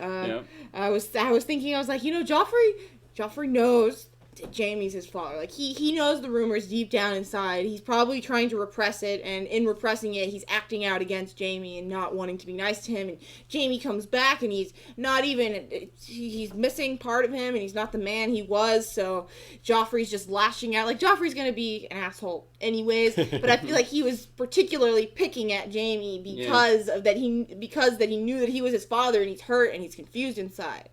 And also because Jaime was challenging him a bit. Jaime was giving him a little bit of back talk. And I think Jaime himself was like wrestling with the fact that, this is my son, he's thinking about this, and Joffrey's pushing back. Watched that scene with a slightly different perspective the second time. The first time I watched it, it didn't occur to me that they were father and son. I was just thinking that's Joffrey, the little punk king, and that's Jaime, with his hand cut off the night. And it just wasn't clicking in my mind that they were father and son, much less that Jaime might be thinking about that. That's my son over there being a little punk to me. that Joffrey, until you said it, I didn't really consider that Joffrey, he he might know. He's got to he probably just psychologically can't accept it. It might even add to why he's so crazy, just because he has some sort of dichotomy in his psychology. Yeah, you know? it's hard to wrestle with finding that out. And that's why he does. I think that's a good point. And that's why when he talks about in the previous episodes, he talked about his father, Robert Baratheon. He talks about how, like, to Tywin, he's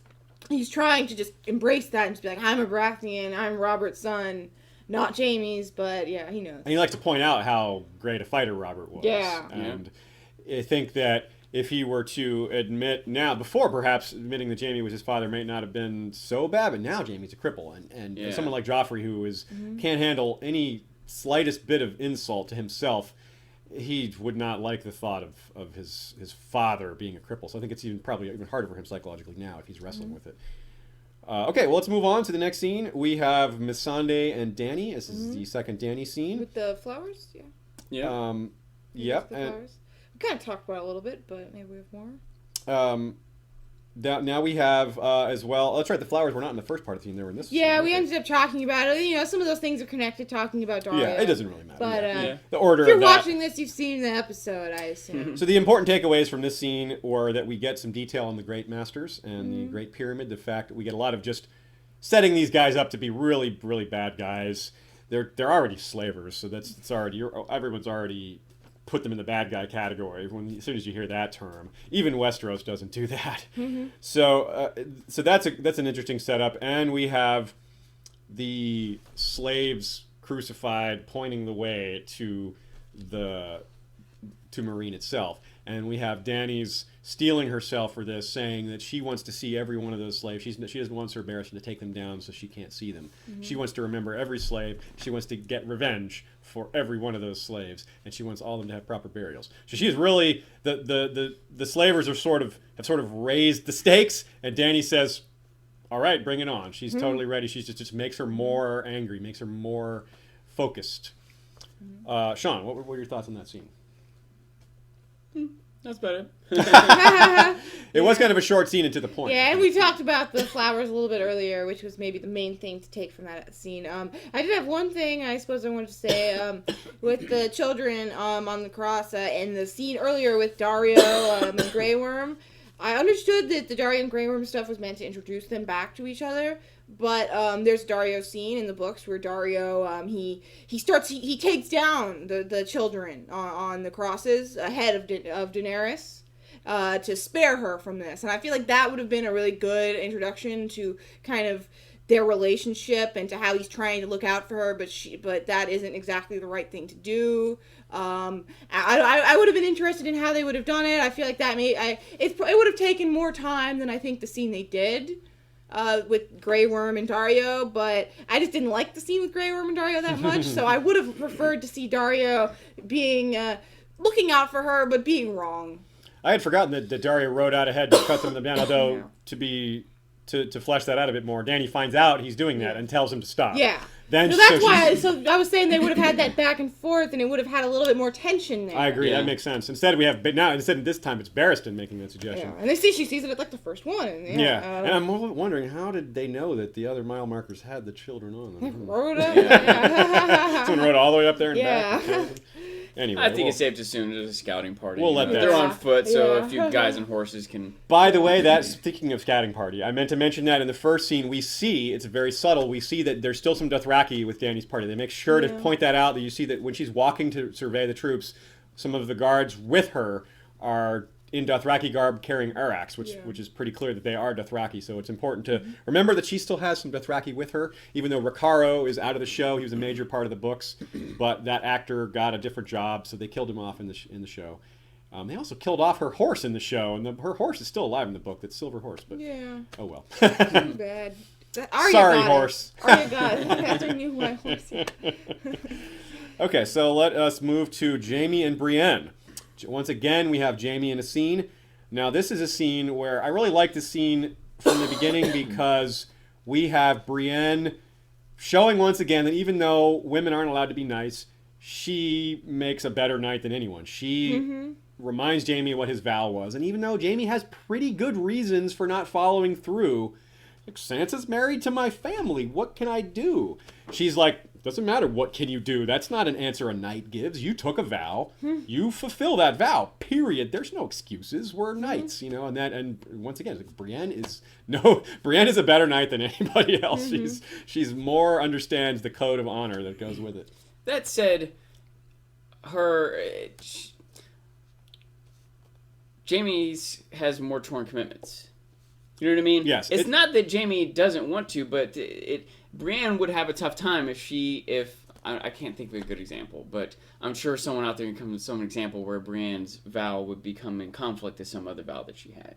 You know what I mean? For example, she took a vow to get Jaime safely to there. Mm-hmm. What if along the way they ran into Arya? Would she have, okay, Jaime, we have to save Arya, that's your vow. Would she respect Jaime? If Jaime said, hey, Brienne, you have to let me go now so I can fulfill my vow. Well, I have to fulfill my vow. Jaime has a vow to protect the king. That's a vow he also took. You know what I mean? For example, I understand Brienne's insistence, and I think it's a good storyline for the show. But I also, Jaime's comebacks were completely legitimate. It's like, what am I supposed to do? Kidnap my sister and take her to nowhere? He even does seem to be willing if there's some legitimate plan. Yeah. It seems like, I would do something, but I just don't know what to do right now. Especially when he's been bombarded by other issues left and right. Then we have a humorous moment where Jaime, because Brienne is giving him a hard time, Jaime's mentions that, hey, are you a member of my family? You've got the hair, you don't have the looks. He's got to throw in his insult there. Yeah. But that's funny because remember what I said earlier about how everyone in his family is giving him a hard time and kind of looking down on him because of him being crippled now. This is another example. This is exactly what's reminding him. He's like, you remind me of my family. Everyone's being terrible to me. It's also funny because Jaime is hitting on Brienne right there, obviously. Are you sure we're not related? You could be a Lannister. Jaime only hits on his family. Yeah. That's really funny. And of course, part of the scene is that they can see Sansa from a distance. Yeah. And this is what's kind of driving the conversation a bit. And it's also where the scene segues to, it just juts over, 100 feet over to Sansa and continues with her walking kind of alone, what she thinks is alone. And they get some sort of false suspense here. Who did you think? I have to ask. You have, she's running around and, someone's looking. What did you think was happening there, Sean? Did you have a thought? Because remember specifically the last little bit of conversation that Jaime and Brienne had, I think Jaime walked off kind of throwing some backhanded insults at her, excuse me, but she says something like, look me in the... He's like, where do you want me to take her? Where would be safer than King's Landing? She's like, you look me in the eyes and tell me that you think she's safe at King's Landing. He looks away, Yeah, do it. And so, cut to Sansa being followed or whatever, and I'm like... It's like, oh. We also did see the scene where the girl was spying on... Tyrion and Shay, there are people. Jon Arryn was poisoned. It's not crazy for something to happen. Okay. I didn't really expect sinister. It. I will say I didn't expect that. It's not. I don't feel like that would be a direction that they would go. But who knows? There's all kinds of things that happen that I didn't think the first episode would have incest and attempted child murder.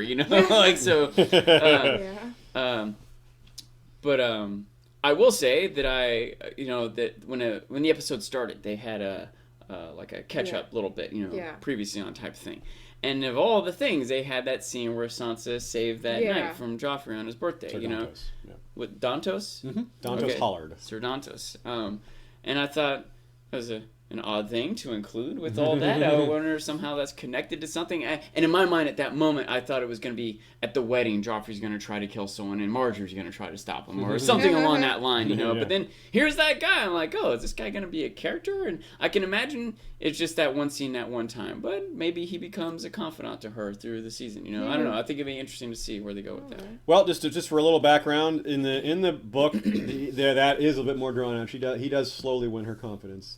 And I think it's a sensible plot compacting because they just don't have time for that.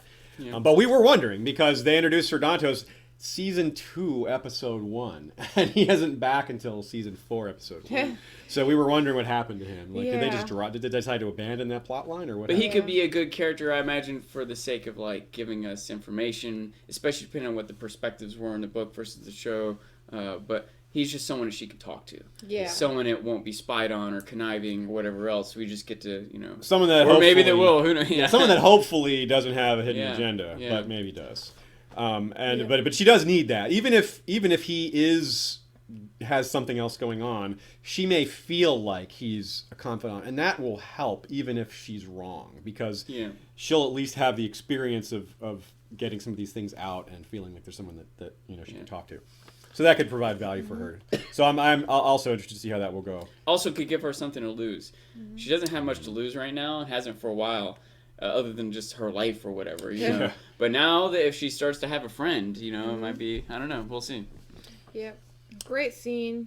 Beautifully acted by Sophie. Yeah, she's I honestly, in season 1, I was not a huge fan of her, but she's become one of my favorites as far as the acting. She is just really awesome. I think her biggest moment for me, it really turned it around, was season 2 in the Blackwater scene when she started to show her spine and take over.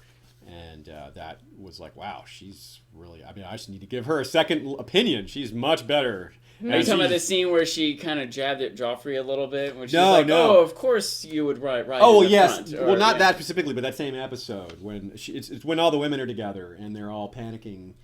And Cersei's not doing a very good job of leading, and she's just sitting there drinking. Oh, and Sansa takes over and becomes a leader. That's what I was referring to. I remember that scene. But the thing with Joffrey was a lead up to that, where she starts to show a little spine, and she's clever. She doesn't directly insult him. It's a sideways jab where he's probably like, he can only insult me? He can only take it as an insult by acknowledging that he's not what he claims to be. Does that make sense? Yeah. So he can't. Yeah, it's a damned if you do, damned if you don't. Speaking of Sansa and her character in that Dantos scene, I loved how she didn't immediately remember Dantos, and when she was like, "Oh, Sir Dantos, of course, I should have remembered," and she reverts back to being very polite and knowing all of her courtesies.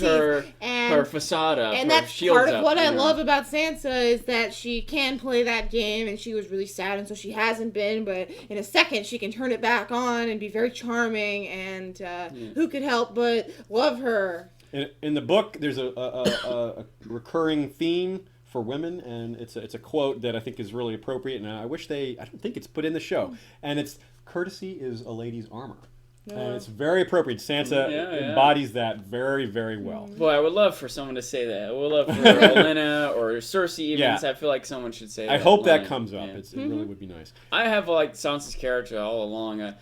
Early on, she was a little bit snotty, and I didn't even know how significant she was going to be. But I felt like, by the time, they were like in King's Landing, or especially in the second season, I felt like she was in at least a dire strait as any other character. Whatever trials and tribulations other characters were going through, so was she. Mm-hmm.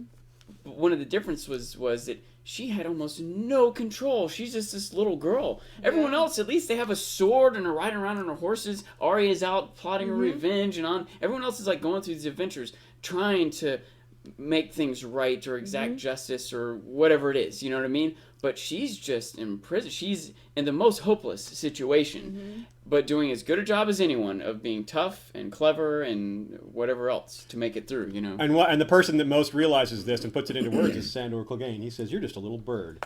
Saying all the things they taught you to say. Yeah. Because he realizes that all her little courtesies are just BS. They're just a shield. And everyone else responds to that BS because they're used to it. That's the world they operate in. But Sandor is he's like Game On. Yeah, he sees through that. He's like, exactly. He's like, "You're lying. She's lying. They're all lying. Everyone's a liar." It's a great segue into Knights. Great segue into the final scene of the episode, which was are we there already? Really fun and really entertaining, and probably the longest scene of the episode. We actually verified that, didn't we? Yeah. It was over 10 minutes. I think. Okay, so it was a full sixth of the episode, or perhaps a little more, which is very long considering how many plot lines there are. It's a great scene, of course. Arya and Sandor Clegane. Now, the introduction to this scene is we see devastation. We see dead people everywhere. We see that this is the aftermath of the war. And this point is driven home because at the end of the scene, we see the same thing. They ride off into the distance, and you see burning stuff and dead. It's just like, wow, things are terrible. And that's an accurate reflection of what the Riverlands and a lot of Westeros is like, because the war has just torn things apart. So we get some back and forth between them about Sandor's attitude. About what the fuck is a lami, which was hilarious. And we have Sandor talking about how he has a code, which is, of course, is a reference to The Wire there. A lot of you probably caught that. HBO, kind of homaging its own other show. There's another one later in the scene we'll talk about when we come to it. And they have their back and forth, which has become just one of the best parts of the show, in my opinion. The Sandor-Arya dialogue is just really wonderful, and I'm glad they decided As to Rory McCann extend called it. them, he said they're Scooby and Scrappy Doo. That's a really good way to put it. Yeah, they're hounds. So what happens is, of course, that Arya and Sandor they're hungry. They're looking for a way to get food, and they see this inn, and of course they see Polliver, who has been in the book. He's kind of this is two characters merged into one. It was kind of the Tickler and Polliver merged into one character, and she sees her sword, she recognizes him, and she just can't stop herself. She's got to go and do something. And Sandor's like, stop! What are you doing? And before he can pull her away, there's a confrontation and a really bloody fight scene that I thought was really well done. Not too Hollywoody, a lot of these fights, it's just kind of silly. There's not a lot of tension.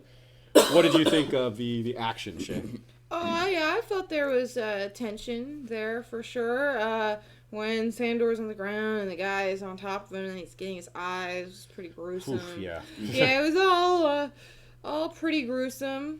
In general, yeah. I will say, not about the action. I usually don't have many comments about that. That's part of why I asked you. But I will say I liked the scene right before that when he's talking to Sandor and just talking his ear off and talking so much. And Sandor says, "I'm going to have to eat every fucking chicken in this." I love that line dialogue so was awesome. much. It was so good. I love that scene of him talking there and like him complaining. He's like, it's just, it's just with the mountain, it's just torture. And, I love a good bit of torture, but it just wears you out. And I just love the idea of, like, him just a regular worker who is, I like that scene. Complaining about his boss. He's complaining about his boss. He's like, the boss is really riding me hard. No, I like that, especially right before that very brutal action scene. See what I did there. That's right. That was so they have this great buildup, and you just get the longer the scene goes on, the more you hate Polliver and the more you like Sandor, because he's just like really owning this conversation. He's got this straight, steady gaze. He's not taking his eyes off of Polliver, and he's just talking down to him, and he's just showing his contempt over and over in many different ways both with his words and his actions. Sean, what were your thoughts? I liked it quite a bit. I tell you one thing I liked about it is I feel like right off, before they even go in, before she recognizes Polliver, Sandor's like, 5 horses, 5 men. More than I feel like killing on an empty stomach, which even to him, however badass he is, it's still that's a fight. That's a challenge. He might get injured. He's gonna have to exert himself. This girl's a monkey wrench and everything. I don't know what's going on. I don't want to deal with this. You know what I mean? It's, but then she kind of forces his hand, and I still felt like he didn't want to kill those guys. All right, fine. Now they know we're here. I'm gonna get some food. I'm gonna sit down. I'm gonna get some food, and I'm gonna leave. But this guy just won't let him. You know what I mean? Like, well, also, they didn't have any money. Yeah. You don't realize you're doomed, and I'm giving you outs, and you're not taking them. You can kind of see it coming, and I do appreciate like when the moment came that he wasn't like, it was relatively realistic action. That he didn't just like pull his sword out, chop one guy in half, chop the other guy in half, kick the other guy down, and that was it. It was a fight. It was a struggle. There's multiples of them, and they were soldiers too. They were battle warriors, from the Lannister army. Like they weren't just, Sandor was able to make good use of the close quarters so that they couldn't gang up on him. That was a crucial aspect, and I think he. He did, use element of surprise and et cetera, and he was down at one point. I don't care as much about the action. I'm way more interested in characters interacting with each other. But when there is action, I appreciate it being realistic. Yes. And I also appreciate the fact that that action was much more meaningful because it was so well built up to. Not only was that scene so long, not only did they give us so much time to develop the dialogue and make the bad guys be bad guys, and but even before that, they built up to it because this is a character that we've already seen, you know, and it was even another bit that was in the little Preview.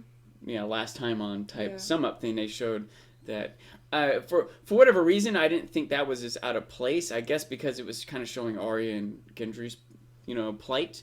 You know what I mean? But it became obvious why they wanted to remind us of that when she's quoting him, you know. Yeah. And in fact, that is a point that I wanted to make about this scene, is that on one hand, it's a part of you, a part of me anyway, that was really rooting for this moment of vengeance. You know what I mean? This guy really had it coming to him, and who better to dish it out than Sandor and Arya? But when it finally was, you wanted to just kill the guy. Yeah, just throw him back in his face all the things that he had done. And then she kills him in the same way that he had killed that boy. But somehow when it was over, I didn't feel like, yeah, take that. I feel like, geez, Arya. She just enjoyed it too much. Yeah, she's smiling too much. This is really grim. This is I really... I don't know if this is... I don't know on what level this is just a little bit of like, yeah, for the audience, or what level this is like Arya turning down a different course, She's just going to be this ruthless, cold-blooded killer who loses sight of vengeance for her family and just she wants vengeance on everyone. And after a certain point, the precedent's been set, because already when she killed the guy again, I think last episode or last season, when she overheard him talking about Robb, snuck up on him, and Sandor had to come and say, next time you do that, let me know. And he asked her, "Is that the first man you've killed?" And she said, "First man." She had already killed a person, but it was a boy. Yes. And now here's another one she's killed. And it's just... Not only she killed him, but she helped kill that other... She kind of... She killed two people, technically. She killed Polliver. Well, she killed the other guy, and then Polliver, Yeah, exactly, yeah. So she's... this is for like a little girl. And she didn't hesitate. Right. This is... and was cold and calculating. This wasn't some like, sudden moment of passion and revenge. This was plotted and calculated and worked out, and it was a little serial killer like. Yeah. She made him replay the moment that traumatized her. Yeah. And made him live out made him be Lami. Yeah. And anyway, it's I don't know. Part of me likes Arya, but part of me feels like I should. One thing I like so much about Game of Thrones. Characters are great. People aren't just good guys or bad guys. Jaime, for example, is presented to us as this, despicable character, and now we're rooting for him. Well, Arya was presented to us as this very, sympathetic character that we're rooting for. Now, I don't know if I should be rooting for her. I don't know. I think she should just... Should be rooting for her to have nice things happen to her, so she doesn't get so bad. Yeah. But I can't imagine what in the world is supposed to happen with her life now. Just like if you just...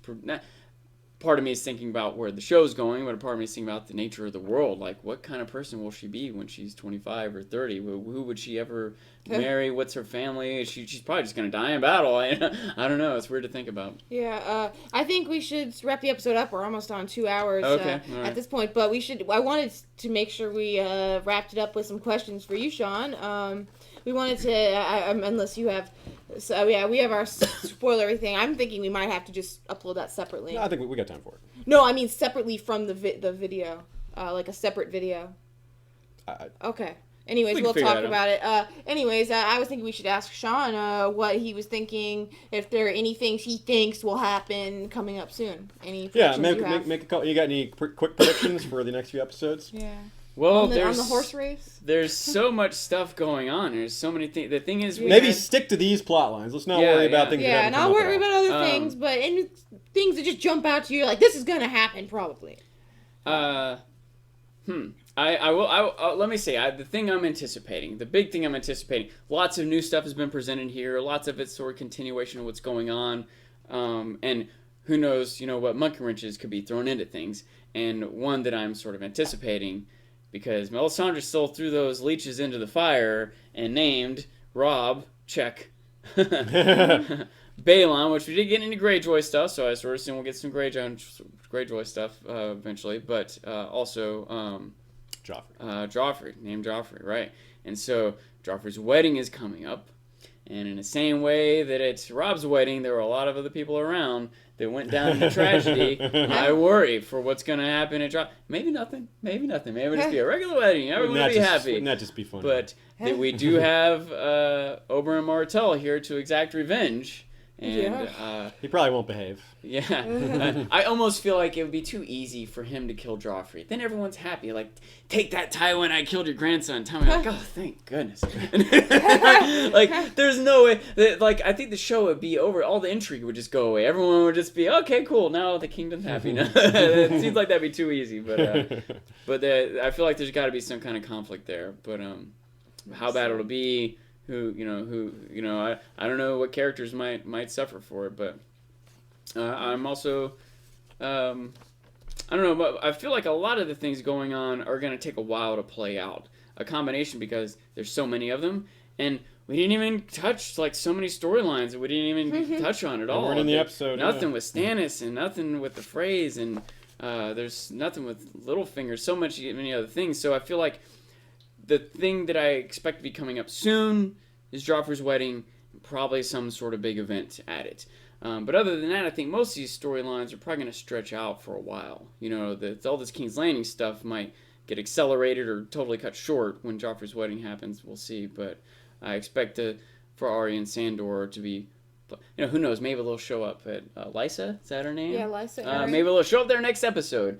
But I sort of expect them to be venturing through the season and get there at the end, Okay. But kind of same thing with Dany. I don't think Dany's next episode is going to, get her ships and come to Westeros. She's probably going to be fighting against this entity that she's up against now for several episodes, maybe the whole season. If she beats them in several episodes, there'll be new ones for the next several episodes, and how she manages her people will probably be what's going on with her storyline.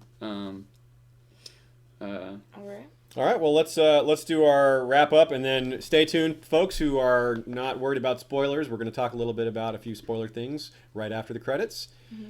Thanks to Sean for being here. Yes, this is our credits. Nothing actually rolls by, but they're verbal credits. Of course, we'll be likely to be back next week with the next episode review, but give us feedback on how we could improve. This, like I said, we're just now starting to do episode reviews. A lot of you are familiar with our old style. This is, of course, a more open format. It's less prepared, but of course, we still provide a lot of research detail. Look us up on Facebook. We're at Westeros History, or Facebook.com, History of Westeros. We are at Westeros History on Twitter. Historyofwesteros.com is our website. It's freshly launched, only about a month and a half, 2 months old. We have forums that have just gone up. Feel free to discuss the episode or any other topics you think are interesting. And feel free to support us on what am I missing? Tumblr, iTunes as well. Leave ratings for us there, and of course you can always leave a donation for us at our website and at our YouTube page. So let us move into the spoiler activity. We'll Should I leave the room? Yeah. Sean, you should just leave. Go away. We can't Bye, hear Sean. You. We will go ahead and spoil some things here. Yeah. Okay. Make sure you cannot hear us. Yeah. Let me grab this. There were a couple of really funny references that I think they were meant for book watchers. Yeah. In particular, there's a line that Tyrion says to Oberyn, speaking as a fellow second son. That's a good one. Tyrion, of course, now at the end of A Dance with Dragons is in the Second Sons mercenary company. Oberyn Martell served with the Second Sons before Robert's Rebellion, or possibly during Robert's Rebellion. That's probably why he wasn't there, because he was under contract with the Second Sons. So that's a nice throwback. They're also actually technically both Second Sons, but that had double meaning to it. Yes. Now, a big one is the Thenns being kind of merged with the Skagosi and the Ice River clans. It seems like sort of a throwback, kind of a combination of them. Because the cannibal aspect is certainly not part of the Thenns. As Ashea pointed out in the episode, you were unhappy with that change, because the Thenns were this really interesting culture. Yeah, I agree with Wildlings distrusted them more because they were more like people below the wall.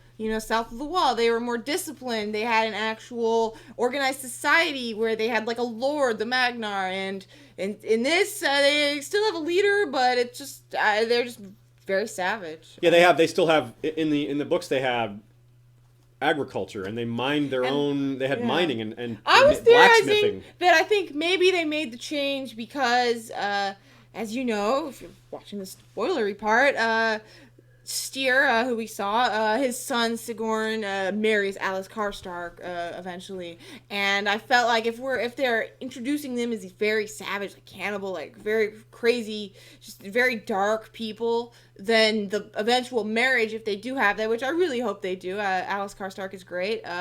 Any female characters, all for including them. But if they include that eventually, then it'll make for all the greater scene to see this guy from this culture marrying someone from the northern culture that's all the more different. So I'm hoping that's what they're going for there, but I feel like they're probably... I'm not that hopeful that they will have that, but... Yeah, it's going to be interesting to see how they play. I have a bad feeling that they're just going to ditch that whole thing. Yeah, the whole But Alice... we don't know, having it being such a recent development, even in the main series, we don't even know where George is going with that. So true. If it becomes important, it'll be hard for them to not deal with. But yeah, if I felt like it was a not beautiful scene in the books. It's very heartwarming to see these two people genuinely kind of like each other. Yeah, that's true. If it's not an important plot in the books, then it'd be easier for them to drop it, and it would be more justified. So I guess we'll sort of have to see what's in store for all that. We also don't know what's in store for Skagos, to be honest. We have our Skagos episode we talk about a lot, but it's not big on predicting. It's big on what we already know. It's the other spoiler things we had. The next thing we have is the necklace. Dantos' necklace, which is, of course, most likely contains the Strangler, which will be used on Joffrey. So Olenna's going to come up and be like, Sansa, you have such great breasts on you. I don't know. No, she's just going to fix her necklace. But it makes it slightly harder to me find... It's kind of weird to give her a hairnet, so yeah. Yeah. Of course, it might be a little more obvious if Sansa just looks down and sees the gem. Yeah, she's like, oh, shit. Dantos will not be happy. But I'm not sure. So the last bit we have as far as spoiler topics is a couple of things that come from the Arya scene. One of the major changes, of course, is that Sandor is not injured in this scene. He was badly wounded in the books, and this is when Arya and Sandor part ways. Mm-hmm. And of course, we believe that Sandor is still alive. He's the gravedigger on the Quiet Isle. We talk about that a lot more, and I believe in our Riverlands Part 3 episode. So we won't go into too much detail there. But that means... That's a good thing, I think, in the show, because it means there's going to be more Sandor and Arya time. So I like that. I don't know what they're going to do with it, but they've been so good together. I'm plus on this. I feel like because they've been so good together, it's harder for them to justify her leaving him for dead. And maybe they're trying to build up to that, or build up to doing it differently in some way where she has to leave him, or I don't know what they're gonna do. But I definitely feel like if that just happened right there, it might be I wouldn't necessarily expect Arya just to leave him. I guess I feel like, especially after they showed her she liked him saying "fuck the king," and I feel like they've made him too sympathetic to her, even though she still makes comments, "Oh, you'll kill a little boy," but yeah. We'll see what they do. Yeah, they are. You're right. That's a good point. They're tighter. It wouldn't really fit for her to just leave him. It wouldn't quite fit, but... but if he's getting darker earlier, then maybe that will fit, because she's just becoming colder and willing to just, leave things as they are. Yeah. Which brings us probably to the most interesting spoiler bit. Mega spoiler. Mega spoiler. Now, we're going to reference... the most recent episode we did, which was the Mercy spoiler chapter from the Winds of Winter. So if you don't want spoilers for the Winds of Winter, turn it off now. Right. Turn it off now. We're going to reference that chapter, so this should be the end of the episode for you if you're not interested in hearing about that. So, I'll give you about 3 more seconds. Okay. Now, this is why we believe, Ashay, you called this before the episode aired. You predicted this. So you go ahead and take credit for this. I would hardly call it predicting. I would call it reading forums about people having seen the premiere. Okay. People saw the premiere and people said that was really similar. And then I read the story and I was like, wow, that's really similar to the stuff I read on the forums. And then I read more threads on forums and people were like, I wonder if this release of this Arya chapter coincides with this. It just matches so perfectly. the similarity is with the way that she kills Polliver is so similar to the way she kills Wrath the Sweetling in the Mercy chapter. Yes, it's very different in other ways, but the method and the particular making him repeat what was said is that's very, very similar. So the idea is that George wanted to make sure that the book got maybe credit for that scene before the show. That's what I tend to think. I think that he saw it and he saw the premiere of the show, and there's holes in it though. I don't understand. I'm kind of confused about it in general that they would include that when they know it's in the Winds of Winter, and maybe it just got so far past production that they weren't going to ditch that scene. I have a feeling they're not going to do the scene in the show. Yeah, and so he was like, well, some of my readers might be disappointed to see this in the show before it's in the book, and he decided let's just make that not happen. And it's not really a spoiler, but some people might have been more disappointed to see that scene first in the show when it is in the books. Yeah. I'm glad I got to see it in the books first myself. I feel like I was more. I feel like I appreciated it more in the books, like I would appreciate anything more. Right on. Okay, well that covers our spoiler topics. That also covers our episode. Season 4, episode 1, complete. Thanks everybody for listening /watching, and look for us next time. Thanks again. Valar Morghulis.